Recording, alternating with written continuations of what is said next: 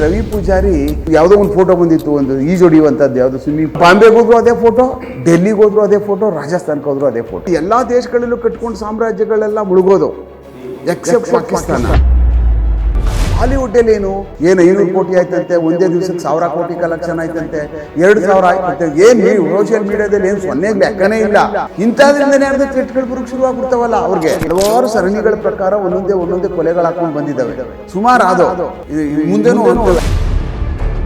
Saif Ali Khan 12 floor, ಇಲ್ಲಿಂದ 12 ಫ್ಲೋರ್ಗೆ ಹೋಗ್ಬೋದು. ಈಸಿಯಾಗಿ ಬಾಗಿಲು ತೆಗೆದು ಆ ಒಳಗಡೆ ಇರುವಂತ ಯಾರು ಇನ್ನೊಂದು ಯಂಗ್ಸ್ಗೆ ಅಟ್ಯಾಕ್ ಮಾಡಿ ಆ ಮಂಚ ಏಕದಮ್ ಬಂದು ಅಲ್ಲಿಂದ ಕೆಳಗಡೆ ಇಳಿದುಕೊಳ್ಬೋದು. ಅದು ಕಾರು ಡ್ರೈವರು ಇಲ್ಲದೆ, ಆ ಸೆಕ್ಯೂರಿಟಿಗಳು ಯಾರು ಅವ್ರನ್ನ ಕರ್ಕೊಂಡು ಹೋಗೋರು ಒಬ್ರು ಇಲ್ಲದೆ, ಯಾವುದೋ ಒಂದು ಆಟೋ ರಿಕ್ಷಾದಲ್ಲಿ ಕೂತ್ಕೊಂಡು ಹೋಗ್ತಾರೆ ಅಂತಂದ್ರೆ ಮೊದಲಿಂದ ಕೊನೆವರೆಗೂ ನಂಬಿಕೆ ಆಗುತ್ತಿಲ್ಲ. ಬಾಲಿವುಡ್ ನಟ ಸೈಫ್ ಅಲಿ ಖಾನ್ ಮೇಲಿನ ದಾಳಿ ಇಡೀ ಮುಂಬೈ ನಗರವನ್ನೇ ಬೆಚ್ಚಿ ಬೀಳಿಸಿತ್ತು. ಅಲ್ಲಿನ ಅಂಡರ್ವರ್ಲ್ಡ್ ಹೇಗಿದೆ ಅಂದರೆ, ಅಲ್ಲಿನ ದೊಡ್ಡ ದೊಡ್ಡ ನಾಯಕ ನಟರಿಗೆ ಈ ರೀತಿಯಾದಂಥ ಬೆದರಿಕೆ ಕರೆಗಳು ಸರ್ವೇ ಸಾಮಾನ್ಯ ಆಗಿಬಿಟ್ಟಿದೆ. ಮುಂಬೈನ ಅಂಡರ್ವರ್ಲ್ಡ್ ಇನ್ನೂ ಜೀವಂತವಾಗಿದೆಯಾ? ಬೆಂಗಳೂರಿನಲ್ಲೂ ಕೂಡ ಆ ಅಂಡರ್ವರ್ಲ್ಡ್ ಇನ್ನೂ ಕೂಡ ಜೀವಂತವಾಗಿದೆಯಾ? ಇದೆಲ್ಲರ ಕುರಿತಾಗಿ ಮಾತನಾಡಲಿಕ್ಕೆ ಹಿರಿಯ ನಿವೃತ್ತ ಪೊಲೀಸ್ ಅಧಿಕಾರಿಯಾಗಿರ್ತಕ್ಕಂಥ ಎಸ್ ಕೆ ಉಮೇಶ್ ಸರ್ ನಮ್ಮ ಜೊತೆ ಇದ್ದಾರೆ. ಬನ್ನಿ ಕಾರ್ಯಕ್ರಮಕ್ಕೆ ವೆಲ್ಕಮ್ ಮಾಡೋಣ. ಸರ್, ಕಾರ್ಯಕ್ರಮಕ್ಕೆ ಸ್ವಾಗತ ಸರ್. ನಮಸ್ತೆ. ಮುಂಬೈಯಲ್ಲಿ ಬೆಚ್ಚಿ ಬೀಳ್ತಕ್ಕಂಥ ಒಂದು ಘಟನೆ, ಸೈಫ್ ಅಲಿ ಖಾನ್ ಬಾಲಿವುಡ್ ನಟರ ದಾಳಿ. ಎಲ್ಲ ಸಂಪೂರ್ಣ ಒಂದು ಕೇಸನ್ನ ನೋಡಿದ ಸಮಯದಲ್ಲಿ ತಮ್ಮ ಮೊದಲ ಪ್ರತಿಕ್ರಿಯೆ? ನಾನೊಬ್ಬ ಪೊಲೀಸ್ ಅಧಿಕಾರಿಯಾಗಿದ್ದು ನಾನು ಒಂಥರ ಆಶ್ಚರ್ಯದಿಂದನೇ ಈ ಪ್ರಕರಣ ನೋಡ್ತೀನಿ. ಕಾರಣ ಏನು ಅಂತ ಅಂದರೆ, ಈ ಥರ ಪ್ರಕರಣಗಳಲ್ಲಿ ಈಗೂ ಆಗುತ್ತಾ? ಆಮೇಲೆ ಇಷ್ಟೊಂದು ಸೆಕ್ಯೂರಿಟಿ ಝೋನಲ್ಲಿ ಇರ್ತಕ್ಕಂಥ ಯಾವುದೋ ಒಂದು ಕಾರ್ನರಲ್ಲಿ ಇರ್ತಕ್ಕಂಥ ಒಂದು ಮನೆ, 12ನೇ ಫ್ಲೋರ್ನಲ್ಲಿ ಇರ್ತಕ್ಕಂಥ ಒಂದು ಮನೆಗೆ ನನಗೆ ಯಾವತ್ತೂ ಗೊತ್ತಿಲ್ಲ, ಯಾವತ್ತೂ ನೋಡಿಲ್ಲ ಅಂತ ಅನ್ನುವಂಥ ಒಬ್ಬ ಮನುಷ್ಯ ಸಿಕ್ಕಾದ್ಮೇಲೆ ಹೇಳೋಕ್ಕೆ ಹೇಗೆ ಸಾಧ್ಯ ಅನ್ನುವಂಥದ್ದು ನನ್ನ ತಲೆ ಇನ್ನೂ ಕಾಡ್ತಾ ಇದೆ. ಅದಕ್ಕೆ ಇನ್ನೂ ನನಗೆ ಉತ್ತರನೇ ಸಿಕ್ಕಿಲ್ಲ. ನಾನು ಹಲವಾರು ಪೊಲೀಸ್ ಅಧಿಕಾರಿಗಳನ್ನ ಸಂಪರ್ಕ ಮಾಡಿದೆ ಬಾಂಬೆಗೆ. ಇದಾದಮೇಲೆ, ಈ ಘಟನೆ ನಡೆದಾದ್ಮೇಲೆ ನೋಡಿ, ನಾವು ಭಾಳ ಹಿಂದೆ ಹೋದರೆ ಘಟನೆಗೆ 1990ಕ್ಕೆ ಹೋದರೆ ಬಾಂಬೆನಲ್ಲಿ ನಡೆದಂತಹ ಏನು ಪಾತಕಲೋಕ ಮತ್ತು ಭೂಗತ ಲೋಕಗಳು ಎರಡೂ ಸರಿಸಮವಾಗಿ ಏನು ನಾವು ನೋಡಿದೋ, ನಿರಂತರವಾಗಿ ಬಾಂಬೆ ಬ್ಲಾಸ್ಟ್ ಇರ್ಬೋದು, ಆದಂಥ ಅನಾಹುತಗಳು, ಅದಾದಮೇಲೆ ಈ ಚಿತ್ರರಂಗದವ್ರ ಮೇಲೆ ಆದಂತಹ ಮಹಾನ್ ದೊಡ್ಡ ಬಾಲಿವುಡ್ ಆದಮೇಲೆ ಅವ್ರಿಗೆ ಹೆದರಿಕೆ, ಥ್ರೆಟ್ಗಳು, ಭಯಗಳು, ಕೊಲೆಗಳು, ಆಮೇಲೆ ಸುಪಾರಿಗಳು, ಮತ್ತು ಅದಕ್ಕೆ ಹಣ ತೊಡಗಿಸ್ತಕ್ಕಂಥವ್ರು ಇಂಡೈರೆಕ್ಟಾಗೆ, ಆಮೇಲೆ ದೇಶ ಬಿಟ್ಟು ಹೊರಗಡೆ ಕೂತ್ಕೊಂಡಿದ್ರು ಇದನ್ನು ಕಂಟ್ರೋಲ್ ತಗೊಳ್ಳುವಂಥದ್ದು. ಹಾಗೂ ಈ ಬಾಲಿವುಡ್ನಲ್ಲಿ ನಡೆಸ್ತಾ ಇರ್ತಕ್ಕಂಥ ಕೆಲವಷ್ಟು ಹೀರೋಯಿನ್ಗಳನ್ನ ದುಬೈಗಳಿಗೆ ಮತ್ತು ಅಲ್ಲಿ ಇಲ್ಲಿ ಎದುರಿಸಿ ಕರೆಸ್ಕೊಳ್ಳುವಂತಹದನ್ನೆಲ್ಲನೂ ನಾವು ಕೇಳ್ತಾ ಇದ್ವಿ. ಮತ್ತು ಬಾಂಬೆಗೆ ನಾವು ಪೊಲೀಸಿಂಗ್ ಹೋಗ್ತಾ ಇದ್ದಾಗ ಇದನ್ನೆಲ್ಲ ಅವ್ರು ಮಾತಾಡ್ತಾನೂ ಇದ್ರು, ಈ ಥರ ಎಲ್ಲ ನಡೀತಾ ಇದೆ ಚಟುವಟಿಕೆ ಅಂದ್ಬಿಟ್ಟು ಅಂತ. ನಾವುಗಳು ನಿರಂತರವಾಗಿ 90ಯಿಂದ ಆಲ್ಮೋಸ್ಟು ನಾವು 2000ವರೆಗೂ ಭಾಳ ಆ್ಯಕ್ಟಿವ್ ಆಗಿ ಬಾಂಬೆಗೆ, ನನ್ನ ಲೆಕ್ಕದಲ್ಲಿ ಬೆಂಗಳೂರು ಪೊಲೀಸರು ಒಂದು 2 ಇಂದ 3 ಟೀಮು ಯಾವಾಗೂ ರೆಗ್ಯುಲರ್ ಆಗಿ ಅಲ್ಲಿರ್ತಿದ್ವಿ ಬಾಂಬೆನಲ್ಲೇ. ಯಾಕೆಂದರೆ ಅಷ್ಟೊಂದು ಭೂಗತ ಲೋಕ ನಮ್ಮ ಬೆಂಗಳೂರಿಗೆ ಚಾಚ್ಕೊಳ್ತಾ ಇತ್ತು, ಚಾಚಿಕೊಳ್ಳೋದು ಪ್ರಯತ್ನ ಪಟ್ಟಿತ್ತು. ಕಾರಣ ಏನಂದರೆ 1992ನಲ್ಲಿ ಆದಂಥ ಏನು ಬಾಂಬೆ ಬ್ಲಾಸ್ಟ್ ಆಗುತ್ತೆ ನೋಡಿ, ಆ ಬ್ಲಾಸ್ಟ್ ಆದಂಥ ಒಂದು ಇದರಲ್ಲಿ ಸಿಕ್ಕಾಬಟ್ಟೆ ಪೊಲೀಸಿಂಗ್ ಅಲ್ಲಿ ಭಾಳ ಡೀಪ್ ರೂಟೆಡ್ ಪೊಲೀಸಿಂಗ್ ನಡೆದ್ಬಿಡುತ್ತೆ. ಆವಾಗ ಕಾಂಪ್ರಮೈಸ್ ಅನ್ನೋ ಪ್ರಶ್ನೆನೇ ಇಲ್ಲ ಕ್ರಿಮಿನಲ್ಗಳ ಜೊತೆ ಮತ್ತು ಅಂಡರ್ವರ್ಲ್ಡ್ಗಳ ಜೊತೆ. ಅವ್ರನ್ನ ಒಂಥರ ಸಂಹಾರ ಮಾಡೋದಕ್ಕೆ ಅಲ್ಲಿ ಬಾಂಬೆ ಪೊಲೀಸ್ ನಿಂತ್ಕೊಬಿಡ್ತಾರೆ. ನನ್ನ ಲೆಕ್ಕದಲ್ಲಿ ಆವಾಗ ಚೆದರಿದಂಥ ಬಾಂಬೆ ಕೆಲವಷ್ಟು ಭೂಗತ ಲೋಕದ ಕ್ರಿಮಿಗಳು ಇನ್ನೂ ವಾಪಸ್ ಬಂದಿಲ್ಲ. ಎಲ್ಲೆಲ್ಲಿದ್ದಾರೋ ಅಲ್ಲಲ್ಲೇ ಸೆಟ್ಲ್ ಆಗಿಬಿಡ್ತಾರೆ ಪೂರ್ತಿ, ಯಾಕೆಂದರೆ ಬದುಕೋದು ಸಾಕಲ್ಲ ಅಂತ. ಆದರೆ ಅಲ್ಲೇ ಕೂತ್ಕೊಂಡು ಸಾಮ್ರಾಜ್ಯಗಳನ್ನ ಮಾಡ್ಕೊಂಡಿರುವಂಥದ್ದು ನಾವು ನಿರಂತರವಾಗಿ ನೋಡ್ತಾ ಇದ್ದೀವಿ ಇನ್ನೂ. ಅದು ಯಾಕೆ ಸಾಧ್ಯ ಅಂತ ಅನ್ನುವಂಥದ್ದು. ಆದರೆ ಎಲ್ಲ ದೇಶಗಳಲ್ಲೂ ಕಟ್ಕೊಂಡು ಸಾಮ್ರಾಜ್ಯಗಳೆಲ್ಲ ಮುಳುಗೋದು ಎಕ್ಸೆಪ್ಟ್ ಪಾಕಿಸ್ತಾನ. ಯಾವುದೇ ದೇಶದಲ್ಲಿ ಕಟ್ಕೊಂಡಿರ್ತಕ್ಕಂಥವ್ರು ಎಲ್ಲ ವಾಪಸ್ಸು ಅವ್ರನ್ನ ಎಡೆಮುರಿ ಕಟ್ಟಿ ತಂದು ಇಲ್ಲಿ ಶಿಕ್ಷೆಗಳಾಗಿ ಇಲ್ಲಿ ಜೈಲಲ್ಲಿ ಅವ್ರು ಕೊಳಿತಕ್ಕಂಥ ನಮ್ಮ ಕಾನೂನಿನ ಕೆಳಗಡೆ ಜನಗಳಿಗೆ ಒಂದು ಸಾರ್ವಜನಿಕರಿಗೆ ಒಂದು ನೆಮ್ಮದಿ ಹಿಡ್ಕೊಂಡು ತಂದು ಇವ್ರಿಗೆ ಶಿಕ್ಷೆ ಕೊಡಿಸಿದ್ರಲ್ಲ, ಇವ್ರು ಜೈಲಲ್ಲಿ ಇದ್ದಾರಲ್ಲ, ಇವ್ರು ಮಾಡಿದವರಲ್ಲ ಪಾಪ ಕೃತ್ಯಗಳನ್ನ ಅಂತ ಅನ್ನುವಂಥ ಒಂದು ಸಮಾಜದ ಮೇಲೆ ಭಾಳ ಅತ್ಯಂತ ಎತ್ತರವಾದಂಥ ಗಮನವನ್ನು ಸೆಳೀತು. ಆದರೆ ಪಾಕಿಸ್ತಾನಕ್ಕೆ ಹೋದಂಥ ಕೆಲವಷ್ಟು ಕ್ರಿಮಿಗಳು ಅವ್ರುಗಳು ಪಾಕಿಸ್ತಾನದಲ್ಲಿ ಕೂತ್ಕೊಂಡು ಅವ್ರಿಗೆ ಪೂರಕವಾದಂಥ ವಾತಾವರಣವನ್ನು ಅಲ್ಲಿ ಯಾರು ಆ ದೇಶದ ಜನ ಮತ್ತು ಅಲ್ಲಿರ್ತಕ್ಕಂಥ ಅಧಿಕಾರಿಗಳು ಮತ್ತು ರಾಜಕೀಯ ವ್ಯವಸ್ಥೆ ಅವ್ರಿಗೆ ಒದಗಿಸ್ಕೊಟ್ಟಿರೋದ್ರಿಂದ ಏನಾಗ್ತದೆ, ಅವರ ಬಿಸ್ನೆಸ್ಗಳು ಮತ್ತು ಅವ್ರಗಳ ಬೆಳವಣಿಗೆ ಮತ್ತು ದೇಶ ವಿರೋಧಿ ಕೆಲಸಗಳಿಗೆ ಅತ್ಯಂತ ಪೂರಕವಾದಂಥ ವಾತಾವರಣ ಸೃಷ್ಟಿ ಮಾಡ್ಕೊಳ್ತಾ ಇರೋದ್ರಿಂದ ಏನಾಗ್ತದೆ, ಅದೊಂದು ಬಿಗ್ಗೆಸ್ಟ್ ಚಾಲೆಂಜ್ ಆಗಿದೆ ನಮಗೆ. ಆದರೆ ನಮ್ಮ ದೇಶದಲ್ಲೇ ಈ ಥರ ಯಾಕಾಗ್ತದೆ? ಬೇರೆ ದೇಶದವ್ರಿಗೆ ಬೇರೆ ಎಲ್ಲಾದರೂ ಹೋಗಿ ಏನಾರ ಮಾಡಿದ್ರೆ ಬಂದು ಅವ್ರು ಹೊಡೆದು ಬಿಡ್ತಾರೆ, ಎತ್ಕೊಂಡು ಹೋಗ್ಬಿಡ್ತಾರೆ, ಯಾಕೆ ನಮ್ಮ ದೇಶದವ್ರ ಕೈಲಿ ಆಗಲ್ವಾ ಅಂತ ಅನ್ನುವಂಥದ್ದು ನಮ್ಮಲ್ಲೂ ನಮ್ಮ ಪ್ರಶ್ನೆ ಬರುತ್ತೆ, ಮತ್ತು ಸಾರ್ವಜನಿಕರ ವಲಯದಲ್ಲೂ ಪ್ರಶ್ನೆ ಬರುತ್ತೆ. ಆದರೆ ಶಕ್ತಿ ಅಂತ ಅನ್ನುವಂಥದ್ದು ಒಂದು ದೇಶಕ್ಕೆ ಒಂದು ದೇಶ ಮಿಗಿಲಾಗಿರುತ್ತೆ. ಒಂದು ದೇಶದ ಬೆಳವಣಿಗೆ ಇನ್ನೊಂದು ದೇಶದ ಬೆಳವಣಿಗೆಗೆ ಮೇಲೆ ವ್ಯತ್ಯಾಸಗಳಿರ್ತವೆ, ಮತ್ತು ಅದು ಚಾಚಿರ್ತಕ್ಕಂಥ ಪ್ರಭಾವ ಏನಿದೆ ಇಡೀ ವಿಶ್ವಾದ್ಯಂತ ಅಂತ ಅನ್ನುವಂಥದ್ದು ಸಹ ಆ ದೇಶಗಳ ಮೇಲಿನ ಪರಿಣಾಮಗಳು ಬೀರ್ತವೆ. ಆ ಕಾರಣಕ್ಕೆ ಆ ದೇಶದ ಜನಗಳ ಮೇಲೆ ಏನಾದರೂ ಆದರೆ ಒಂದು ದೇಶದಲ್ಲಿ, ಈಗ ಅಮೇರಿಕನೇ ತಗೊಳ್ಳಿ, ಅಲ್ಲಿ ಏನಾದರೂ ಆಯಿತು, ಟ್ವಿನ್ ಟವರ್ ಹೊಡೆದ ತಕ್ಷಣ ಏನಾಗೋಯ್ತು, ಪೂರ್ಣ ಪ್ರಮಾಣದ ಯಾರ್ಯಾರು ಇನ್ವಾಲ್ವ್ ಆಗಿದ್ದೋ ಅವ್ರನ್ನೆಲ್ಲ ಮುಗಿಸ್ತು ಅಂತ ಶಕ್ತಿ ಕುಂತಲ್ಲೇ ಮಾಡಿದ್ರು ಅವರು. ಅಂದರೆ ಆ ಶಕ್ತಿ ಮತ್ತು ಆ ಬೆಳವಣಿಗೆ ಯಾವಾಗ ಆ ದೇಶಗಳಿಗೆ ಬರೋಕ್ಕೆ ಪ್ರಾರಂಭ ಆಗ್ತದೆ ಅಂದರೆ, ಭಾಳ ಬಲಾಢ್ಯ ರಾಷ್ಟ್ರಗಳಾಗಬೇಕು. ಬೇರೆ ದೇಶಗಳ ಮೇಲೆ ಹೋದರೆ ನಮಗೇನಾರು ತೊಂದರೆ ಮಾಡಿದ್ರೆ ನಾವಂತೂ ಬಿಡುವುದಿಲ್ಲ ಅವನು ಎಲ್ಲಿದ್ರೂ ಅನ್ನುವಂಥ ಒಂದು ಶಕ್ತಿ ಬೆಳವಣಿಗೆ ಆಗಬೇಕಾದ್ರೆ ನನ್ನ ಲೆಕ್ಕದಲ್ಲಿ ಆ ದೇಶ ಭಾಳ ಅಭಿವೃದ್ಧಿ ಹೊಂದಬೇಕು.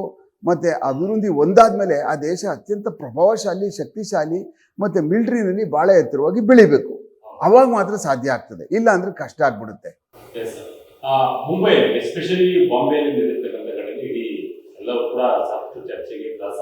ಆದರೆ ನೀವು ಹೇಳಕ್ಕೆ ಈ ಹೊರಗಡೆ ದೇಶದಿಂದ ಕೂತ್ಕೊಂಡು ಬಾಂಬೆನ ಕಂಡುಕೊಂಡು ತಗೊಳ್ತಿರ್ತಕ್ಕಂಥದ್ದು ಯಾವ ರೀತಿ ಅಂತಂದ್ರೆ, ಅಷ್ಟು ಮಟ್ಟಿಗೆ ಅಂಡುಕೊಂಡು ಅಲ್ಲಿ ಜೀವಂತವಾಗಿತ್ತ, ಈಗಲೂ ಜೀವಂತವಾಗಿತ್ತ ನೋಡಿ. ನಮ್ಮ ದೇಶದಲ್ಲಿ ಏನಾಗಿದೆ, ಭಾಳ ವರ್ಷಗಳಿಂದ ದೇಶ ಇಂಡಿಪೆಂಡೆನ್ಸ್ ಏನು ಆದ ತಕ್ಷಣವೇ ನಮ್ಮ ದೇಶ ಯಾವಾಗ ಪಾಕಿಸ್ತಾನ ಆಗಿ ಒಡೆದೋಯ್ತು, ಮತ್ತು ಈ ಕಡೆ ಬಾಂಗ್ಲಾದೇಶ ಆಗಿ ಯಾವಾಗ ಒಡೆದೋಯ್ತು, ಹೋಗಿ ಬೇರೆ ಆದ ತಕ್ಷಣ ಆಗ್ತು, ಅವತ್ತಿಂದನೂ ಸಹ ನಮ್ಮ ಮತ್ತು ಆ ದೇಶಗಳ ಮಧ್ಯೆ ಜಿಜ್ಞಾಸೆ ಇದ್ದೇ ಇದೆ. ಅದು ಬಾರ್ಡರ್ಗಳ ವಿಚಾರಗಳಲ್ಲಾಗಿರ್ಬೋದು, ಮತ್ತು ಬೇರೆ ಬೇರೆ ಹಲವಾರು ಇದರಲ್ಲಿ ವಿಚಾರಗಳಲ್ಲಿ ನಮಗೂ ಅವ್ರಿಗೂ ಬಿರುಕುಗಳು ಜಾಸ್ತಿ ಆಗ್ತಾ ಆಗ್ತಾ ಆಗ್ತಾ ಏನಾಗ್ತಾ ಇದೆ ಅಂತಂದರೆ, ಒಂದು ವೈರತ್ವ ಅಂತ ಅನ್ನುವಂಥದ್ದು ಬೆಳವಣಿಗೆ ಆಗ್ತಕ್ಕಂಥ ಸಾಮಾನ್ಯ ಆಗಿಬಿಡುತ್ತೆ. ಯಾವುದೇ ಒಂದು ದೇಶ ಒಡೆದೋದಂಥ ದೇಶ ಈ ಪ್ರಪಂಚದಲ್ಲಿ ಯಾವುದೇ ತಗೊಳ್ಳಿ, ಅವೆರಡೂ ರಾಷ್ಟ್ರಗಳು ಒಟ್ಟಿಗೆ ಇಲ್ಲವೇ ಇಲ್ಲ. ಈಗ ನಾರ್ತ್ ಕೊರಿಯಾ, ಸೌತ್ ಕೊರಿಯಾ ನೋಡಿ, ಅವೆರಡು ಒಟ್ಟಿಗಿದಾವ. ಹಾಗೆ ಒಂದು ದೇಶ ಇದ್ದದ್ದು ಒಡೆದಿತ್ತು ಅಂದರೆ ದೇಶ, ಅದು ನೂರಾರು ವರ್ಷಗಳ ಕಾಲ ಆ ದೇಶಗಳ ಮಧ್ಯೆ ವೈರತ್ವ ಇರುತ್ತೆ. ಆ ಕಾರಣಕ್ಕೋಸ್ಕರ ಏನಾಗುತ್ತೆ, ಈ ಗಾಜಾ ಪಟ್ಟಿ ತಗೊಳ್ಳಿ, ಇಸ್ರೇಲ್ ತಗೊಳ್ಳಿ, ಹಾಗೆ ಅಪರೂಪದಲ್ಲಿ ಅಪರೂಪ ಈಸ್ಟ್ ಜರ್ಮನಿ, ವೆಸ್ಟ್ ಜರ್ಮನಿ ಅವೆಲ್ಲ ಇದಾವೆ ನೋಡಿ. ಅವೆಲ್ಲ ಅವೆಲ್ಲ ಯುರೋಪಿಯನ್ ಕಂಟ್ರಿ ಕಾಂಟಿನೆಂಟಿಗೆ ಬಂದ್ಬಿಟ್ಟೋದ್ರಿಂದ ಅದೊಂದು ಸ್ವಲ್ಪ ನೆಮ್ಮದಿಯಾಗಿದೆ. ಬಟ್ ಬೇರೆ ಯಾವುದೇ ಒಂದು ದೇಶದ ಉದ್ಭಾಗ ಆದಾಗ ಅದು ಭಾಳ ವರ್ಷಗಳು ತಗೊಂಡು ಅದು ವೈರತ್ವಗಳು ಜಾಸ್ತಿಗಳಾಗಿ ಬೇರೆ ಬೇರೆ ಬೇರೆ ಕಾರಣಾಂತರದಿಂದ ಅದನ್ನು ರಾಜಕೀಯವಾಗಿ ಬಳಸ್ಕೊಂಡು ಅದನ್ನು ದೂರ ಮಾಡ್ತಾ ಮತ್ತು ಅದ್ರ ಮೇಲೆ ಹಿಡಿತ ಸಾಧಿಸಿಕೊಳ್ಳಕ್ಕೆ ಹೋಗ್ತಾ ನಾವು ಅದನ್ನು ವೈರತ್ವಗಳನ್ನ ಕಾಣ್ತೀವಿ. ಅದೇ ಥರ ಪಾಕಿಸ್ತಾನ ಸಹ ಒಂದು ನಮಗೆ ದೇಶ ಆಗಿದೆ. ನಮ್ಗೆ ಏನಾಗಿದೆ, ಇಲ್ಲಿ ಆದಂಥ ಏನೇ ಒಂದು ಪ್ರಕರಣಗಳಲ್ಲಿ ನಮ್ಮ ದೇಶ ವಿರೋಧಿ ಚಟುವಟಿಕೆಗಳು ಮಾಡಿದ್ರೆ, ನಮ್ಮ ದೇಶ ವಿರೋಧ ಯಾವುದಿದೆಯೋ ಇನ್ನೊಂದು ದೇಶ, ಆ ದೇಶ ಪ್ರೊಟೆಕ್ಷನ್ ಮಾಡ್ತಕ್ಕಂಥದ್ದು ಸಾಮಾನ್ಯ ಸಂಗತಿ. ಅದೇ ರೀತಿ ಪಾಕಿಸ್ತಾನದವರು ಸಹ ಹೌದು ಇವರು ಮಾಡ್ತಾ ಇರೋದು ಸರಿ, ಇದು ಒಳ್ಳೇದಿದು, ಇದು ನಮ್ಮ ಪರವಾಗಿ ಮಾಡ್ತಾ ಇದ್ದಾನೆ ಇವನು ಅಂತ ಅನ್ನುವಂಥದ್ದು ಮಾಡಿ ಅವನನ್ನು ಎಲ್ಲೋ ಇದ್ದವನ್ನ ಕರ್ಕೊಬಂದು ಅಲ್ಲಿ ಇಟ್ಕೊಂಡು ಅವನಿಗೆ ಎಲ್ಲ ಒಂದು ಸವಲತ್ತುಗಳು ಕೊಟ್ಟು ಅವನ ಬೆಳವಣಿಗೆಗೆ ಪೂರಕವಾಗಿ ಅವನಿಗೆ ಎಲ್ಲ ಥರವಾದಂಥ ಅವನಿಗೆ ಇದನ್ನು ಲಾಜಿಸ್ಟಿಕ್ ಸಪೋರ್ಟ್ ಮಾಡಿ ಎಲ್ಲ ಆದಾಗ ಏನಾಗುತ್ತೆ, ಯಾವುದೇ ಒಬ್ಬ ಮನುಷ್ಯ ಬೆಳವಣಿಗೆ ಆಗೋಕ್ಕೆ ಸಾಧ್ಯ ಆಗ್ತದೆ. ಎಸ್ಪೆಷಲಿ ನೋಡಿ, ದಾವೂದ್ ಇಬ್ರಾಹಿಮೇ ತಗೊಳ್ಳಿ ನೀವು. ದಾವೂದ್ ಇಬ್ರಾಹಿಂನ ಹಲವಾರು ವರ್ಷಗಳ ಕಾಲ ನಮ್ಮಲ್ಲಿಲ್ಲ, ನಮ್ಮ ದೇಶಕ್ಕೆ ಬಿಟ್ಕೊಂಡಿಲ್ಲ, ಇಲ್ಲವೇ ಇಲ್ಲ ಅಂತ ನೋಡಿ ಎಷ್ಟು ಚೆನ್ನಾಗಿ ಆ ದೇಶ ಹೇಳುತ್ತೆ ಅಂತ. ನಮ್ಮ ದೇಶದಲ್ಲಿರ್ತಕ್ಕಂಥ ಅಂದ್ರಿಗೂ ಗೊತ್ತು ಆ ದೇಶದಲ್ಲಿ ಎಲ್ಲವನೇ ಯಾವ ಜಾಗದಲ್ಲಿ ಅಡ್ಕೊಂಡು ಕೂತ್ಕೊಂಡಿದ್ದಾನೆ ಅಂತ ಅನ್ನುವಂಥದ್ದು ನಮಗಿಂತ ನಮ್ಮಲ್ಲಿರ್ತಕ್ಕಂಥ ಬುದ್ಧಿವಂತ ಹಂದರಗಳಿಗೆ ಗೊತ್ತು, ಹೌದಲ್ವಾ? ಅವರೇ ಹೇಳ್ಬಿಡ್ತಾರೆ ಇಂಥ ಕಡೆಗೆ ಹೋಗ್ಬಿಡಿ ನೀವು ಅಂತ ಅನ್ನುವಂಥದ್ದು ಅವರ ಒಂದು ಶಕ್ತಿಯಿಂದನೇ ಹೇಳ್ಬಿಡ್ತಾರೆ ಅವರು. ಇಲ್ಲಿದ್ದಾನೆ ಅಡ್ಕೊಂಡು ಕೂತ್ಕೊಂಡು ಅಂದಾಗ ಹಾಗೆ ಇಡೀ ಪ್ರಪಂಚಕ್ಕೆ ಗೊತ್ತಾಗಲ್ವ ಹೇಳಿ. ಇಷ್ಟೊಂದು 4 years ಆ್ಯಕ್ಟಿವಿಟೀಸ್ ಮಾಡಿದ್ದಾನೆ. ನೂರಾರು ಸಂಖ್ಯೆ, ಸಾವಿರಾರು ಸಂಖ್ಯೆಯಲ್ಲಿ ಗಾಯಗೊಂಡಿಸಿ ನೂರಾರು ಸಂಖ್ಯೆಯಲ್ಲಿ ಸತ್ತೋಗ್ಬಿಟ್ರು ಜನ ಕೊಂದಾಕಿದ್ದನ್ನು ನಾವು ನೋಡಿದ್ದೀವಿ. ನಮ್ಮ ಬಾಂಬೆನಲ್ಲಿ ಏನು ಬ್ಲಾಸ್ಟ್ಗಳು, ಸೀರಿಯಲ್ ಬ್ಲಾಸ್ಟ್ಗಳು ಮತ್ತು ಬಾಂಬ್ ಬ್ಲಾಸ್ಟ್ಗಳಾದಂಥ ಸಮಯದಲ್ಲಿ ಸೀರಿಯಲ್ಲಾಗಿ ಮಾಡ್ತಾ ಇರ್ತಕ್ಕಂಥ ಈ ಮನುಷ್ಯನಿಗೆ ಅವನಿಗೆ ನಮ್ಮಲ್ಲಿ ಇಲ್ಲವೇ ಇಲ್ಲ, ನಮ್ಮಲ್ಲಿ ವಾಸನೆ ಮಾಡ್ತಾ ಇಲ್ಲ ಅಂತ ಅನ್ನುವಂಥದ್ದನ್ನ ಎಷ್ಟು ಚೆನ್ನಾಗಿ ಬೇರೆ ದೇಶಗಳ ಜೊತೆ ಅದನ್ನು ಹೇಳ್ತಾರೆ, ಎಷ್ಟು ಸುಳ್ಳು ಹೇಳ್ತಾರೆ. ಮನುಷ್ಯ ಈಗೂ ಇರ್ಬೋದಾನ, ಈಗೂ ಇದಾನ ಮನುಷ್ಯ, ಮನುಷ್ಯನ ನೀತಿ ಹಿಂಗ್ ವರ್ಕ್ ಆಗ್ತದ ತಲೆನಲ್ಲಿ ಅಂತ ಅನ್ನುವಂಥದ್ದು ಸಾರ್ವಜನಿಕ ಎಲ್ಲ ನೋಡಿದವ್ರಿಗೆಲ್ಲ ಏನ್ ಈ ತರ ಒಂಥರ ಬ್ಲಂಟ್ ಸುಳ್ಳು ಹೇಳ್ತಾರಲ್ಲ ಅವರೆಲ್ಲ ಅನ್ನುವಂಥದ್ದು ನನ್ನ ಲೆಕ್ಕದಲ್ಲಿ ಎಲ್ಲೋ ಆಯಾ ದೇಶಗಳ ನೀತಿ ಮತ್ತೆ ಅನೀತಿಗಳೇನಿರ್ತಾವಲ್ಲ ಅದ್ರ ಒಳಗಿನ ಇದೇ ಸತ್ವ ಅಂತ ಕಾಣಿಸ್ತದೆ. ಆ ಕಾರಣಕ್ಕೆ ಅದನ್ನ ಪ್ರೊಟೆಕ್ಟ್ ಮಾಡ್ಕೊಳ್ತಕ್ಕಂಥ, ಅದನ್ನು ಡಿಫೆಂಡ್ ಮಾಡ್ಕೊಳ್ತಕ್ಕಂಥ, ಅದನ್ನು ಪೂರಕವಾಗಿ ಬೆಳೆಸ್ತಾ ಆಮೇಲೆ ಏನಾದರೂ ಮಾಡಿ ನಮ್ಮನ್ನ ಕುಬ್ಜುರು ಮಾಡಬೇಕು, ನಮಗಿಂತ ಬೇಗ ಅವ್ರು ಬೆಳೆದು ಬಿಡ್ತಾರೆ, ನಮ್ಮ ಎತ್ತರದ ಮೇಲಕ್ಕೆ ಹೋಗ್ಬಿಡ್ತಾರೆ ಅಂತ. ಅವರು ಇನ್ನು ಅಲ್ಲ, ಇನ್ನು 100 ವರ್ಷ ಅಲ್ಲ 1000 ವರ್ಷ ಹೋದ್ರೂ ಬರೋಕ್ಕೆ ಸಾಧ್ಯ ಆಗೋದಿಲ್ಲ. ಇಂಡಿಯಾ ದೇಶದ ಜ್ಞಾನ ಸಂಪತ್ತು, ಆಮೇಲೆ ಇಲ್ಲಿರ್ತಕ್ಕಂಥ ರಾಜಕೀಯ ಸ್ಥಿರತೆ, ಮತ್ತು ಇಲ್ಲಿರ್ತಕ್ಕಂಥ ನ್ಯಾಚುರಲ್ ರಿಸೋರ್ಸಸ್ಸು, ಆಮೇಲೆ ದುಡಿಯುವ ಶಕ್ತಿ, ಆಮೇಲೆ ನಿಯತ್ತು, ಇದೆಲ್ಲ ಅಷ್ಟು ನಮ್ಮ ದೇಶದಲ್ಲಿರ್ತಕ್ಕಂಥ ಜನಗಳಲ್ಲಿರ್ತಕ್ಕಂಥ ಶಕ್ತಿ ಏನಿದೆಯಲ್ಲ ಇಡೀ ಪ್ರಪಂಚದಲ್ಲೇ ಯಾರಿಗೂ ಇಲ್ಲ. ಅಂಥದ್ರಲ್ಲಿ ಯಾವುದೋ ಇಷ್ಟು ಅಗಲ ಇದೆ, ಅದು ಚಾಲೆಂಜ್ ಮಾಡೋದು ಸಾಧ್ಯ ಆಗ್ತದಾ? ಈಗ ದಾವೂದ್ ಇಬ್ರಾಹಿಂ ಬರೀ ಹೆಸರು ಓಡಾಡುತ್ತೆ.